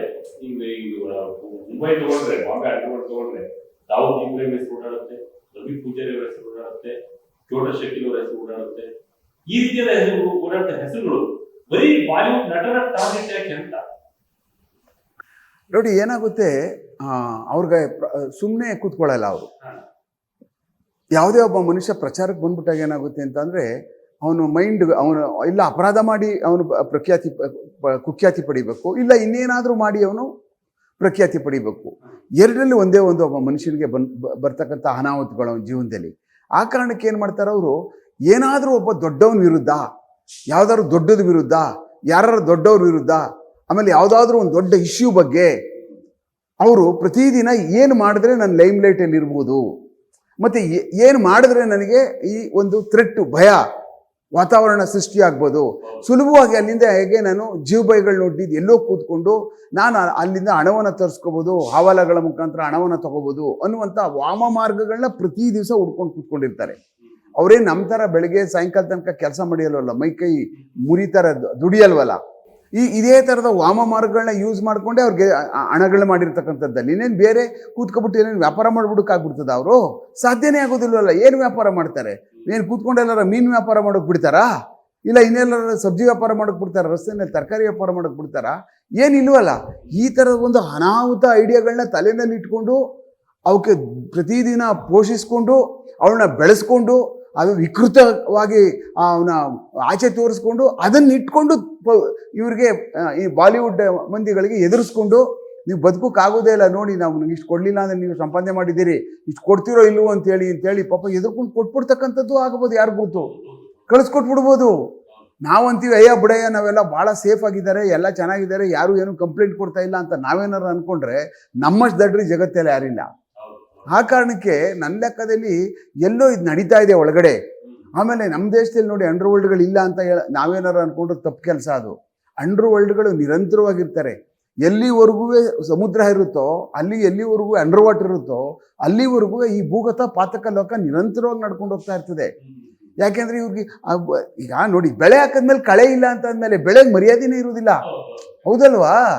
ಹಾಗೆ ಆ ಕಳೆಗಳು ಆವಾಗಲೇ ಬರ್ತಾ ಇರ್ತದೆ, ಅದನ್ನ ಕ್ಲೀನಾಗಿ ಹಾಕಿ ಗೊಬ್ಬರ ಮಾಡ್ಬಿಡ್ಬೇಕಷ್ಟೇ. ಆ ಶಕ್ತಿ ಯಾತಕ್ಕೆ ಬೇಕು? ಸಿಸ್ಟಮ್ಗೆ ಬೇಕು. ಅಂದ್ರೆ ರಾಜಕೀಯ ವ್ಯವಸ್ಥೆ ಭಾಳ ಗಟ್ಟಿಯಾಗಿರ್ಬೇಕು. ಭಾಳ ಅವರಲ್ಲೂ ಸಹ ಈ ಸೋಮಾರಿ ಸ್ವಾರ್ಥ ರಾಜಕೀಯ ಪಕ್ಷ ಒಳಗಡೆ ಸೇರ್ಕೊಬಿಟ್ಟು ಅಲ್ಲೇ ಅವರು ಒದ್ದಾಡ್ಕೊಂಡು ಅವರು ಅಸ್ತಿತ್ವಕ್ಕೆ ಬಡದಾಡ್ಕೊಂಡು ಕೂತ್ಕೊಬಿಟ್ರೆ ಇವೆಲ್ಲ ಸುಸ್ಥಿರತೆ ಮಾಡೋಕ್ಕಾಗೋದಿಲ್ಲ. ಇದನ್ನ ಇವ್ರು ಗಟ್ಟಿ ಇರಬೇಕು, ಮತ್ತು ಸರಿಯಾದಂಥ ನಿಲುವಿನಲ್ಲಿ ಸರಿಯಾದಂಥ ಕ್ರಮಗಳನ್ನ ಜರುಗಿಸ್ಬೇಕು. ಭಾಳ ಅತ್ಯಂತ ಅದ್ಭುತವಾದಂಥ ಲಾ ಆ್ಯಂಡ್ ಆರ್ಡರ್ ಅಂದರೆ ಕಾನೂನು ಸುವ್ಯವಸ್ಥೆನ ನೋಡ್ಕೊಳ್ಳುವಂಥ ಜವಾಬ್ದಾರಿ ಆ ರಾಜ್ಯದವ್ರಿಗೆ ಸೇರ್ಕೊಳ್ಳುತ್ತದು. ಯಾವ ಕಾರಣಕ್ಕೂ ಕಾಂಪ್ರಮೈಸ್ ಮಾಡಬಾರ್ದು. ನಮ್ಮ ಪಾರ್ಟಿ ಅವನು ಏನು ಮಾಡಿದ್ರು ನಡೀತದೆ, ಬೇರೆ ಪಾರ್ಟಿ ಅವನು ಒಳಗಾಕು, ಇದೆಲ್ಲ ಆದ್ಮೇಲೆ ಸಿಸ್ಟಮ್ ಅಂತ ಕರೆಯಲ್ರು. ಅದಕ್ಕೆ ರಾಜಕೀಯ ಸಂವಿಧಾನದ ಕೆಳಗಡೆ ಕೆಲಸ ಮಾಡ್ತಾ ಇದ್ದೀವಿ ಅನ್ನಲ್ಲ. ಯಾವನಾದರೂ ಇರಲಿ, ಯಾವ ಪಾರ್ಟಿಯವನಾರು ಆಗಿರಲಿ, ಮಾಡಿದ್ನ ವಾಡಿಗೆ ಚಿಂದಿ ಉಡಾಯಿಸಿ ಒಳಗೆ ಬಿಸಾಕ್ಬಿಡ್ಬೇಕು ಅವನ್ನ. ಪಾರ್ಟಿ ಒಂದು ಆಯಿತು, ಸರ್ಕಾರ ಅಂತ ರಚಿಸ್ಕೊಂಡಾದ್ಮೇಲೆ ಅವರೇ ಡಕಾಯಿತರಾಗ್ಬಿಟ್ರೆ ಒಳಗಡೆಗೆ ಅವ್ರನ್ನೇ ಬಲಿ ಹಾಕೊಂಡು ಇವ್ರನ್ನೇ ತಿಂದುಬಿಡಲ್ವ ಅವರು? ಅವ್ರನ್ನ ಮುಗಿಸೋ ಕೆಲಸ ಇವರೇ ಮಾಡ್ಬೇಕಲ್ಲ. ಅವಾಗ ತಾನೇ ಜನ ನಂಬಿಕೆ ಬರೋದು, ಬಿಡಯ್ಯ ಅಂದ್ಬಿಟ್ಟು ಅಂತ. ಇವ್ರ ತಂಡ ಒಳಗಡೆ ಇವ್ರದೊಂದು ಡಕಾಯಿತರ ತಂಡ ಬರ್ತದೆ, ಇವ್ರು ದೋಚ್ಕೊಂಡು ಹೋಗೋದು, ಇನ್ನೊಂದು ಡಕಾಯಿತರ ತಂಡ ಬಂದು ಕೂತ್ಕೋತದೆ. ಹಂಗಾಗ್ಬಿಟ್ರೆ ಕಥೆ ಏನಾಗುತ್ತೆ? ಅದಾದಾಗಲೇ ದೇಶದಲ್ಲಿ ಬೇರೆ ಬೇರೆ ಥರವಾದಂಥ ವಾತಾವರಣಗಳು ಸೃಷ್ಟಿಯಾಗ್ಬಿಡುವಂಥದ್ದು. ಅಂಥ ಸಮಯದಲ್ಲಿ ಈ ಭೂಗತ ಲೋಕ ಮತ್ತು ಈ ಪಾತಕ ಲೋಕಗಳು ಬೆಳವಣಿಗೆ ಆಗ್ಬಿಡ್ತವೆ. ಇಂಥ ಅಂಶಗಳು ಪೂರಕವಾಗಿ ಅವ್ರಿಗೆ ನಾವು ಕಳೆ ಕೀಳಲ್ಲ, ಅವರು ಆ ಕಳೆನೇ ಎತ್ಕೊಂಡು ಮನೇಲಿ ಇಟ್ಕೋತಾರೆ. ಅವರು ತೊಳೆದ್ಬಿಟ್ಟು ಒಳಗಡೆಗೆ ಹಾಕಿ ಭತ್ತ ನೋಡಿ, ಭತ್ತ ಕೀಳ್ಬೇಕಾದ ಕಳೆ ಏನು ಮಾಡ್ತೀವಿ, ತೆಗೆದು ನೆಲಕ್ಕೆ ತುಳಿದು ಬಿಡ್ತೀವಿ, ಹೌದಲ್ವಾ, ಗೊಬ್ಬರ ಹಾಕ್ಬಿಡ್ಲಿ ಅಂತ. ಆ ಕೆಲಸ ಮಾಡ್ಬೇಕಾ, ಇವ್ರು ಹೋಗ್ಬಿಟ್ಟು ಕ್ಲೀನಾಗಿ ಅದಕ್ಕೂ ಹಾಕಿ ಗೊಬ್ಬರ ಹಾಕ್ಬಿಟ್ಟು ಬಂದ್ಬಿಟ್ರೆ ಹಂಗೆ ಮತ್ತವರು ಅಂತ ಆದಾಗ ಇಂಥ ಪೂರಕ ಇಂಥ ದೈತ್ಯ ಶಕ್ತಿಗಳು ಬೆಳವಣಿಗೆ ಆಗ್ಬಿಡ್ತವೆ. ಆ ಕಾರಣಕ್ಕೆ ಈ ಬಾಲಿವುಡ್ಗೆ ನಿರಂತರವಾಗಿ ಏನಪ್ಪ ಥ್ರೆಟ್ ಎಲ್ಲ ನಿಂತೋಯ್ತು, ಪೊಲೀಸ್ ಎಲ್ಲ ಗಟ್ಟಿಯಾಗೋದ್ರು, ಎದುರಿಸ್ಬಿಟ್ರು, ಎಲ್ಲರನ್ನೂ ಎನ್ಕೌಂಟ್ರ್ ಮಾಡಿಬಿಟ್ರು, ಎಲ್ಲ ನಿಂತೋಗೋದಿ ಅಂತ ತಿಳ್ಕೊಂಡ್ರೆ ತಪ್ಪದು. ಈ ವಿಚಾರಕ್ಕೆ ಬರೋಣ ನಾವು. ಈಗ ನೋಡಿ, ಹಲವಾರು ಸರಣಿಗಳ ಪ್ರಕಾರ ಒಂದೊಂದೇ ಕೊಲೆಗಳು ಹಾಕೊಂಡು ಬಂದಿದ್ದಾವೆ. ಸುಮಾರು ಆದೋ ಮುಂದೆನೂ ಆಗ್ತವೆ, ಆಗೋದಿಲ್ಲ ಅಂತ ಅನ್ನೋಂಗಿಲ್ಲ. ಬಟ್ ಒಂದು ಯಾರೋ ಒಬ್ಬ ಜೈಲಲ್ಲಿ ಕೂತ್ಕೊಂಡಿದ್ದಾನೆ, ಅವನೊಂದು ಗ್ಯಾಂಗ್ ಕಟ್ಕೊಂಡಿದ್ದಾನೆ, ಅವನು ಇಡೀ ಪ್ರಪಂಚದಲ್ಲಿ ಅವನು ಯಾರನ್ನು ಬೇಕೋ ಹೊಡೆಸ್ತಕ್ಕಂಥ ಶಕ್ತಿ ಅವನಿಗಿದೆ ಅಂತ ಇದ್ಬೇಕಾದಾಗಲೇ ನಾವೊಬ್ಬ ಪೊಲೀಸ್ ಆಗಿದ್ದು ಇಂಥವನು ಬೆಳವಣಿಗೆ ಕೊಟ್ಟರೆ ಹೆಂಗೆ ನಾವು, ಅವನು ಯಾರೇ ಆಗಿರಲಿ, ಇನ್ನೊಬ್ಬ ಮನುಷ್ಯನ, ಇನ್ನೊಬ್ಬ ಹಾಡುಗಾರನ, ಇನ್ನೊಬ್ಬ ಡ್ಯಾನ್ಸರ್ನ, ಇನ್ನೊಬ್ಬ ಕವಿನ, ಇನ್ನೊಬ್ಬ ಬೆಳವಣಿಗೆ ಆಗ್ತಾ ಇರ್ತಕ್ಕಂಥ ಇಂಡಸ್ಟ್ರಿಯಲಿಸ್ಟ್ನ ಕೊಲ್ಲೋದಕ್ಕೆ, ಎದುರಿಸೋಕ್ಕೆ ಮತ್ತು ಗ್ಯಾಂಗ್ನ ಬಿಟ್ಟು ಕಳಿಸ್ತಾನೆ ಅಂತಂದರೆ ನಾವು ಫಿನಿಶ್ ಮಾಡ್ತಕ್ಕಂಥ ಕೆಲಸ ನಮ್ದು ಆಗಬೇಕಲ್ಲ. ಅವನನ್ನು ಒಳಗಡೆ ಇಟ್ಕೊಬಿಟ್ಟು ನಾವು ಅವನಿಗೆ ಊಟ ಹಾಕ್ಕೊಂಡು ಹಂಗೆಲ್ಲ ಮಾಡಬಾರ್ದಲ್ಲ. ಸಿಸ್ಟಮ್ ಒಳಗಡೆ ತಪ್ಪದು. ಸಮಾಜದಲ್ಲಿ ನಾವೇನು ಬೇರೆ ಏನೇ ಮಾಡಿದ್ರೂ ಭಾಳ ಕೆಟ್ಟ ಸಂದೇಶ ಕೊಟ್ಟಂಗೆ ಆಗುತ್ತೆ. ಅಂಥ ಕಾರಣಕ್ಕೆ ಬುಡದಲ್ಲಿ ಕೂತ್ಕೊಂಡು ಏನಾದರೂ ಅವ್ರು ತೊಂದರೆ ಮಾಡ್ತಾ ಇದ್ರೆ ಏನು ಮಾಡಬೇಕು, ಕಾಲಕ್ಕೆ ಹಂಗೆ ಎದುಂಬಿಟ್ಟು ಅವರ ನಾಮೋಶೇಷ ಮಾಡಿಬಿಡ್ಬೇಕು, ಹೌದಲ್ವಾ. ಮಾಡಲಿಲ್ಲ ಅಂದರೆ ಅವ್ರ ಕಾಲಿಗೆ ಒಂದು ದಿವಸ ಸುತ್ಕೊಂಡು ಏನು ಮಾಡ್ತಾರೆ, ಎಳ್ಕೊಬಿಡ್ತಾರೆ ಅವ್ರನ್ನ. ಅವನ್ನೇ ಎಳೆದು ಕೆಳಗೆ ಹಾಕಿ ಮೇಲೆ ತುಳಿದು ಬಿಡ್ತಾರೆ ಅವ್ರನ್ನ. ಇದನ್ನು ನಾವು ಜ್ಞಾಪಕ ಇಟ್ಕೋಬೇಕೋ ಬೇಡವಾ? ಇದು ಯಾವಾಗ ಮಾಡಲು ಆವಾಗ ಇಂಥ ಶಕ್ತಿಗಳೆಲ್ಲ ಬೆಳವಣಿಗೆ ಆಗೋಕ್ಕೆ ಶುರು ಆಗ್ತವೆ. ಇವಾಗ ನಾವು ಬಾಲಿವುಡ್ಗೆ ಬರೋಣ. ಬಾಲಿವುಡ್ಡಲ್ಲಿ ಏನಪ್ಪ ನಾವೆಲ್ಲ ನೆಮ್ಮದಿಯಾಗಿದ್ದಾರೆ, ಪಿಕ್ಚರ್ಗಳು ಚೆನ್ನಾಗಿ ಬರ್ತಾ ಇದ್ದಾವೆ, ಏನು 500 ಕೋಟಿ ಆಯ್ತಂತೆ, ಒಂದೇ ದಿವಸಕ್ಕೆ 1000 ಕೋಟಿ ಕಲೆಕ್ಷನ್ ಆಯ್ತಂತೆ, 2000 ಆಯ್ತಂತೆ. ಏನು ಸೋಷಿಯಲ್ ಮೀಡಿಯಾದಲ್ಲಿ ಏನು ಸೊನ್ನೆಗೆ ಲೆಕ್ಕನೇ ಇಲ್ಲ. ಲೆಕ್ಕನೇ ಇಲ್ಲ ಬಿಡಿ. ಇವತ್ತೊಂದು 0 ಹಾಕಿದ್ರೆ ನಾಳೆ ಬೆಳಗ್ಗೆ ಇನ್ನೊಂದು 0, 3ನೇ ದಿವಸಕ್ಕೆ 3ನೇ 0 ಹಾಕ್ಬಿಡ್ತಾರೆ.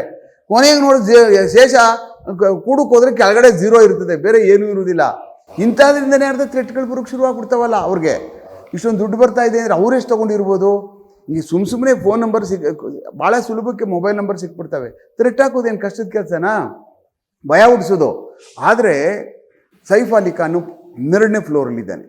ಆಮೇಲೆ ಎಷ್ಟು ಸೆಕ್ಯೂರಿಟಿ ಇದೆ, ಆಮೇಲೆ ಎಷ್ಟು ಒಳಗಡೆಗೆ ಬರಬೇಕಾದ್ರೂ ಸುಮ್ಮನೆ ಮನೆ ಒಳಗೆ ನುಗ್ಬಿಟ್ಟು ಬಾಗಿಲು ತೆಗೆದ್ಬಿಟ್ರೋ, ಬೆಲ್ ಹೊಡೆದ್ಬಿಟ್ರೋ, ಯಾರೋ ಬಂದು ಬಾಗಿಲು ತೆಗೆದ್ಬಿಡೋದು, ಇದೆಲ್ಲ ಆಗಲ್ಲ, ಹೌದಲ್ವಾ. ಯಾರು ಬಂದರು 2 ಗಂಟೆಯಲ್ಲಿ ಬಂದಿರತಕ್ಕಂಥ ಮಧ್ಯರಾತ್ರಿ ಯಾರ ಮನುಷ್ಯ ಬಂದಾದ್ಮೇಲೆ ಒಂದು ಸ್ಕ್ರೀನ್ ಇರುತ್ತೆ, ಡಿಜಿಟಲ್ ಸ್ಕ್ರೀನು. ಬೆಲ್ ಹೊಡಿಬೇಕಾದ್ರೆ ಅವ್ನು ಯಾರು ಬಂದವನು ಯಾರು, ಹೌದಲ್ವಾ.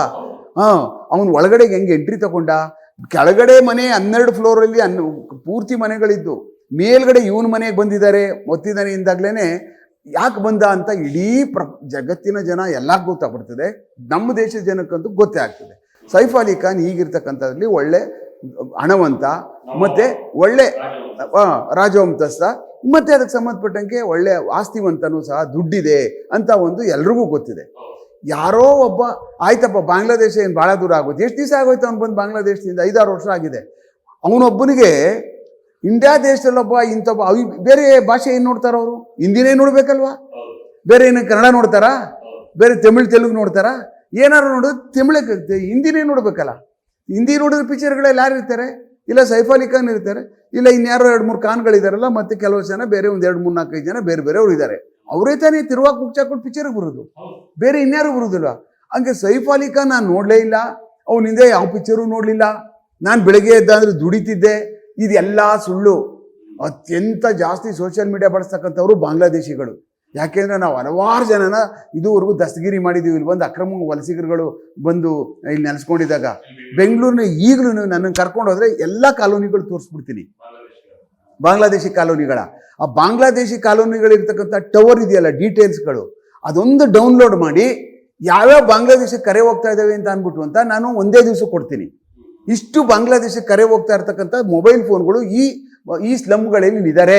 ಇವ್ರನ್ನೆಲ್ಲ ಹಿಡಿದು ಹೊಡೆದು ಒಳಗಾಕಿ ಆಕೆಗೆ ಹಾಕಿ ಅಕ್ರಮ ವಲಸಿಗರು ತಾನೇ ಅವರೆಲ್ಲ. ಏನು ದೊಡ್ಡ ಕೆಲಸ ಆಗಲ್ಲ. ಮ್ಯಾಟ್ರ್ ಆಫ್ ಒಂದು ವಾರ ಕೊಟ್ಟರೆ ಸಾಕು, ಇಡೀ ಬೆಂಗಳೂರು ಸಿಟಿ ವಲಸಿಗರದು, ಬಾಂಗ್ಲಾದೇಶಿಗರದು ಎಷ್ಟು ಮೊಬೈಲ್ ಫೋನ್ಗಳು ಬಾಂಗ್ಲಾದೇಶಕ್ಕೆ ಹೋಗ್ತಾ ಇದ್ದಾವೆ, ಅವು ಎಲ್ಲೆಲ್ಲಿ ಇದ್ದಾವೆ ಅಂತ ಅನ್ನುವಂಥ ಮಾಹಿತಿ ಪಡುವಂಥದ್ದು ಹಾರ್ಡ್ಲಿ 1 ವೀಕು.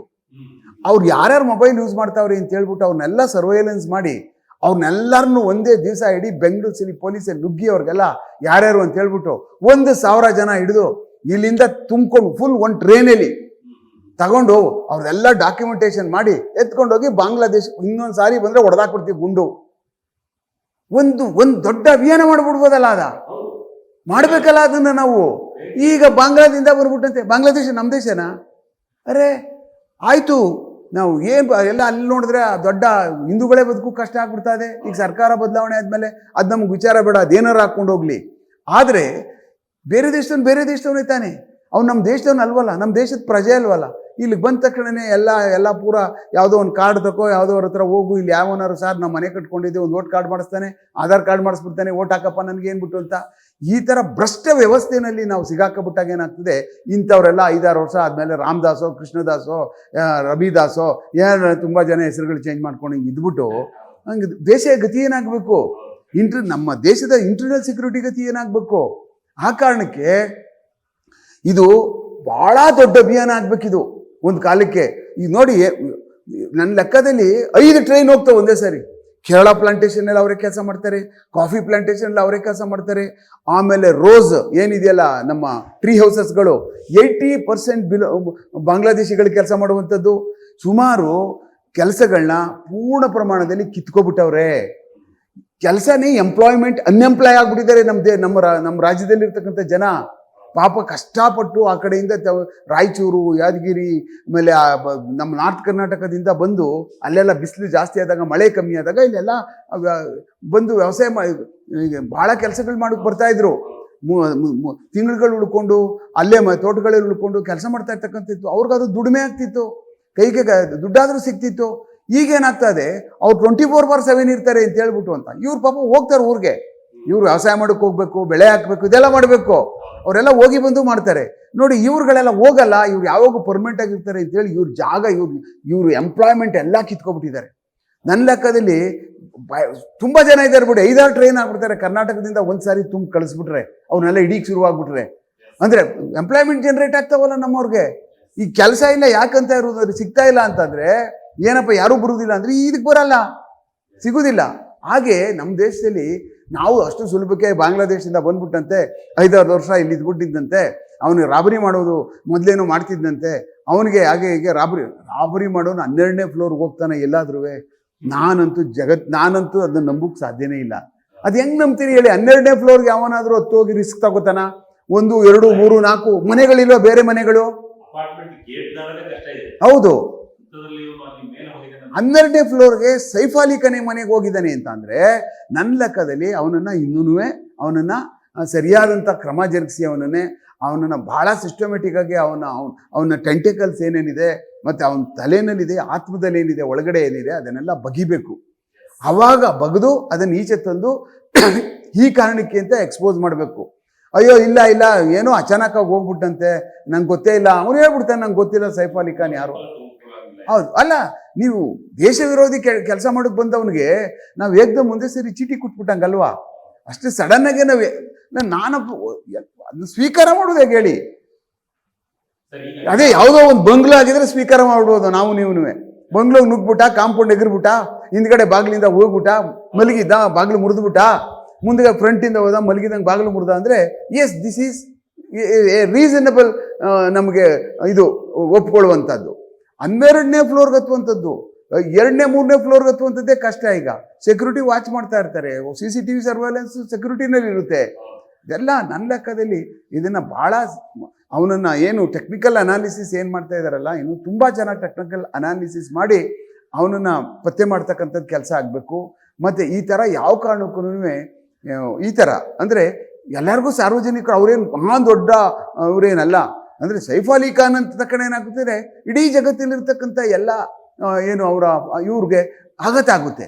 ಆ ಕಾರಣಕ್ಕೆ ಯಾರಿಗೂ ಆಗಬಾರ್ದು ಇಂಥ ಕೆಲಸಗಳು. ನಮ್ಮ ಪಕ್ಕದಲ್ಲಿರ್ತಕ್ಕಂಥ ಇನ್ನೊಂದು ಮನೆಯವ್ರಿಗೆ ಚುಚ್ಚಿಬಿಟ್ಟು ರಾಬರಿ ಮಾಡಿಬಿಡೋದು ಅದು ತಪ್ಪೇ. ಆದರೆ ಇಂಥ ಒಂದು ಸೆಕ್ಯೂರಿಟಿ ಝೋನಲ್ಲಿ ಇರ್ತಕ್ಕಂಥವ್ರು, ಇವ್ರಿಗೆ ತುಂಬ ಸೆಕ್ಯೂರಿಟಿ ಇದೆ ಬಿಡು, ಯಾರು ಇವ್ರ ಹತ್ರ ಹೋಗೋಕ್ಕಾಗಲ್ಲ ಅಂತ ಜನಾಭಿಪ್ರಾಯನೇ ಹೆಂಗಿರುತ್ತೆ. ಅಂಥ ಸಮಯದಲ್ಲಿ ಇಲ್ಲಿಂದ 12 ಫ್ಲೋರ್ಗೆ ಹೋಗಿ ಈಸಿಯಾಗಿ ಬಾಗಿಲು ತೆಗೆದು ಆ ಒಳಗಡೆ ಇರುವಂಥ ಯಾರು ಇನ್ನೊಂದು ಯಂಗ್ಸ್ಗೆ ಅಟ್ಯಾಕ್ ಮಾಡಿ ಆ ಮನುಷ್ಯ ಏಕದಮ್ ಬಂದು ಅಲ್ಲಿಂದ ಕೆಳಗಡೆ ಇಳಿದೋಡ್ ಬಂದು, ಅದು ಕಾರು ಡ್ರೈವರು ಇಲ್ಲದೆ, ಆ ಸೆಕ್ಯೂರಿಟಿಗಳು ಯಾರು ಅವ್ರನ್ನ ಕರ್ಕೊಂಡೋಗೋರು ಒಬ್ಬರು ಇಲ್ಲದೆ, ಯಾವುದೋ ಒಂದು ಆಟೋ ರಿಕ್ಷಾದಲ್ಲಿ ಕೂತ್ಕೊಂಡು ಹೋಗ್ತಾರೆ ಅಂತಂದರೆ ನಾವು ಎಕ್ಸ್ಪೆಕ್ಟ್ ಮಾಡಿದೀವ ಇಂಥ ಒಬ್ಬ ಮನುಷ್ಯ ಇಷ್ಟೊಂದು ದುಡ್ಡಿರ್ತಕ್ಕಂಥ ಮನುಷ್ಯನಿಗೆ ಯಾರಾದರೂ ಅಕ್ಕಪಕ್ಕ ನೆರವರೆಯವ್ರಿಗೆ ಹಿಂಗೆ ಆಯ್ತು ಅಲ್ಲಪ್ಪ ಅಂದ್ಬಿಟ್ಟು ತಕ್ಷಣವೇ ಓಡ್ಬಂದು ಬನ್ನಿ ಸರ್ ನಮ್ಮ ಕಾರಲ್ಲಿ ಕರ್ಕೊಂಡು ಅದಿಲ್ವಾ? ಅಲ್ಲ ನೋಡಿ, ಎಲ್ಲಾನು ಸಹ ನಂಬಕ್ಕೆ ಅಸಾಧ್ಯವಾದಂಥದ್ದು. ಇನ್ನೆಂಥ ನೆರೆಹೊರೆ ಅಲ್ಲಿರ್ಬೋದು ಹೇಳಿ, ನೈಬರ್ಹುಡ್ ಅಂತ ಕರಿತೀವಿ. ಇನ್ನೆಂಥ ಕೆಟ್ಟ ನೆರೆಹೊರೆ ಅಲ್ಲಿರ್ಬೋದು, ಹೌದಲ್ವಾ? ಯಾರಿಗಾದ್ರೂ ಹಿಂಗಾಯ್ತು ಅಂತಂದ್ರೆ ಅಕ್ಕಪಕ್ಕದ ಮನೆಯವ್ರಿಗೆ ಬಂದು ಕೂರ್ಸ್ಕೊಂಡು ಕರ್ಕೊಂಡು ಎತ್ಕೊಂಡು ಓಡೋಗುವಂಥದ್ದಲ್ವಾ ಅದು? ಅದು ಮನುಷ್ಯ ಹತ್ರ ಒಂದು ಪ್ರಾಣಿಗಳಾದ್ರೂ ಬಿಡ್ತಿದ್ವಾ? ಸುತ್ಕೊಂಡ್ಬಿಡುವ ಹಂಗೇನಾರು ಆಗ್ಬಿಟ್ಟಿದ್ದಿದ್ರೆ. ಅದಕ್ಕಿಂತ ಕಡೆ ಆಗೋಯ್ತಲ್ಲ ಇದರಲ್ಲಿ, ಇದು ಅಪಾರ್ಟ್ಮೆಂಟ್ ಒಳಗಡೆ ಮನುಷ್ಯತ್ವೂ ಇಲ್ವಾ? ಯಾರಿಗೂ ಏನು ಗೊತ್ತೇ ಇಲ್ವಾ? ಕೇಳಿಸೇ ಇಲ್ವಾ? ಒಂದು ಇದಾದ್ಮೇಲೆ ಯಾರ್ದಾದ್ರು ಒಂದು ಗಾಡಿ ಇರ್ತದೆ, ಸೆಕ್ಯೂರಿಟಿ ಅವ್ರು ಇಮಿಡಿಯೇಟಾಗಿ ಹೋಗಿ ಅಲ್ಲಿ ಯಾರನ್ನೋ ಒಂದು ಕೀ ತಗೊಂಡು ಬಂದು ಸರ್ ಬನ್ನಿ ಸರ್ ಆಟೋ ರಿಕ್ಷಾದಲ್ಲಿ ಇಮಿಡಿಯೇಟ್ ಅವನು ಎಲ್ಲೆಲ್ಲಿ ಓಡ್ಕೊಂಡು ಹೋದ್ನೋ ಏನು ಕಥೆನೋ, ಹೌದಲ್ವಾ? ಇದೆಲ್ಲ ಮೊದಲಿಂದ ಕೊನೆಯವರೆಗೂ ನಂಬಿಕೆ ಆಗೋದಿಲ್ಲ ಇದು. ತಮ್ಮ ಸೇವಾವಧಿಯಲ್ಲಿ ಈ ರೀತಿಯಾದಂತಹ ಥ್ರೆಟ್ ಬಂದಿರತಕ್ಕಂಥ ಕಂಪ್ಲೇಂಟ್ಗಳು ಯಾವ್ದಾದ್ರು ಬಂದಿರತಕ್ಕಂಥ ನೋಡಿ, ಬಾಂಬೆ ಬ್ಲಾಸ್ಟ್ ಆದಮೇಲೆ ಸಿಕ್ಕಾಬಟ್ಟೆ ಬೆಂಗಳೂರಿಗೆ ಇಲ್ಲಿಗೆ ಥ್ರೆಟ್ಗಳು ಬರೋಕ್ಕೆ ಶುರು ಆಗಿತ್ತು. ಮತ್ತು ಇಲ್ಲಿ ಬಂದು ನೆಲೆಸೋಕ್ಕೆ, ಹೌದೌದು, ಇಲ್ಲಿಗೆಲ್ಲ ಬಂದು ನೆಲೆ ಊರಕ್ಕೆ ಸ್ಟಾರ್ಟ್ ಮಾಡಿಬಿಟ್ಟಿದ್ರು. 95, 96, 97ರಿಂದ ಪ್ರಾರಂಭ ಆದದ್ದು ನಿರಂತರವಾಗಿ ಇಲ್ಲಿ ಒಂದು ಭಾಳ ದೊಡ್ಡ ಎನ್ಕೌಂಟರ್ ನಡೀತು. ನಮ್ಮ ಏರ್ಪೋರ್ಟ್ ಒಳಗಡೆ, ಹಳೆ ಏರ್ಪೋರ್ಟ್ ಬರುತ್ತಲ್ಲ ಅಲ್ಲಿ ಏರ್ಪೋರ್ಟ್ ರೋಡಲ್ಲಿ 5 ಜನ ಭಾಳ ಇಂಪಾರ್ಟೆಂಟ್ ಟೆರರಿಸ್ಟ್ಗಳು ಗ್ಯಾಂಗ್ಗಳು ಬಾಂಬೆ ಬ್ಲಾಸ್ಟಿಗೆ ಸಂಬಂಧಪಟ್ಟಂಥ ರಿಲೇಟೆಡ್ ಇಲ್ಲಿ ಬಾಂಬೆ ಏನು ಯೂನಿಟ್ 7 ಅಧಿಕಾರಿಗಳು ಬಂದು ಆವಾಗೆಲ್ಲ ಸುಮಾರು ಪೊಲೀಸ್ ಅಧಿಕಾರಿಗಳು ಎಲ್ಲ ನಾವೆಲ್ಲ ಅವ್ರ ಜೊತೆಯಲ್ಲಿ ಹೋಗಿದ್ವಿ. ಅವ್ರನ್ನ ಹಿಡಿಬೇಕು ಅಂತ ಮಾಡಿದಾಗ ಅವ್ರು ಒಂದು ಗಾಡಿ ಅಪ್ಸೆಟ್ ಆಗ್ಬಿಡ್ತು, ಗೊತ್ತಾಗ್ಬಿಡ್ತು ಅವ್ರಿಗೆ. ಅವಾಗ ಸೆಂಟ್ರಿ ಮೀಡಿಯಾನಲ್ಲಿ ಒಂದು ಶಾರದಾ ಥಿಯೇಟರ್ ಅಂತ ಬರುತ್ತೆ, ಅಲ್ಲಿ ಹೋಗಿ ನುಗ್ಗಿಸ್ಕೊಂಡು ಗೊತ್ತಾಯ್ತು ಅವ್ರಿಗೆ, ಸ್ಮೆಲ್ಟ್ ಆಗ್ಬಿಡ್ತು ಅವ್ರಿಗೆ. ಆವಾಗ ಅದು ಕೆಳಗಡೆ ಬಿದ್ದ ತಕ್ಷಣ ಫೈರ್ ಓಪನ್ ಮಾಡಿದ್ರು. ಆವಾಗ ಅಲ್ಲಿ 5 ಜನನೂ ಅಲ್ಲೇ ಎನ್ಕೌಂಟರ್ ಆಗ್ಬಿಟ್ರು. ಆವಾಗ ಆ ಸಮಯದಲ್ಲಿ ಅದು ಆಯಿತು ನೋಡಿ. ಅದಾದ ತಕ್ಷಣ ಏನಾಗೋಯ್ತು, ಆಮೇಲೆ ರಮೇಶ್ ಕೋಟ್ಯಾನ್ ಅಂತ ಬಂದ, ಅವನು ಬಂದು ಬಸವೇಶ್ವರನಗರದಲ್ಲಿ ಉಳ್ಕೊಂಡಿದ್ದ. ಅವನಿಗೂ ಇನ್ನೊಂದು ಗುಂಪಿಗೂ ಭಾಳ ದೊಡ್ಡ ಇದು ನಡೀತಾ ಇತ್ತು. ಅವನು ಯಾರನ್ನೋ ಸುಪಾರಿ ತಗೊಂಡು ಹೋಟ್ಲೊಳಗಡೆ ಕೊಲ್ಲಬೇಕು ಅಂತ ಅವ್ನು ಪ್ಲ್ಯಾನ್ ಮಾಡ್ಕೊಂಡು ಕೂತ್ಕೊಂಡಿದ್ದ ಹೋಟ್ಲಿಗೆ ಬಂದವ್ರಿಗೆ ಅಂತ. ಅವನು ಹೊಸಕೋಟೆ ಹತ್ರ ಮರ್ಡರ್ ಆಗ್ಬಿಟ್ಟ. ಹಿಂಗೆ ತುಂಬ ಜನ ಇಲ್ಲಿಗೆ ಬಂದಂಥವ್ರು.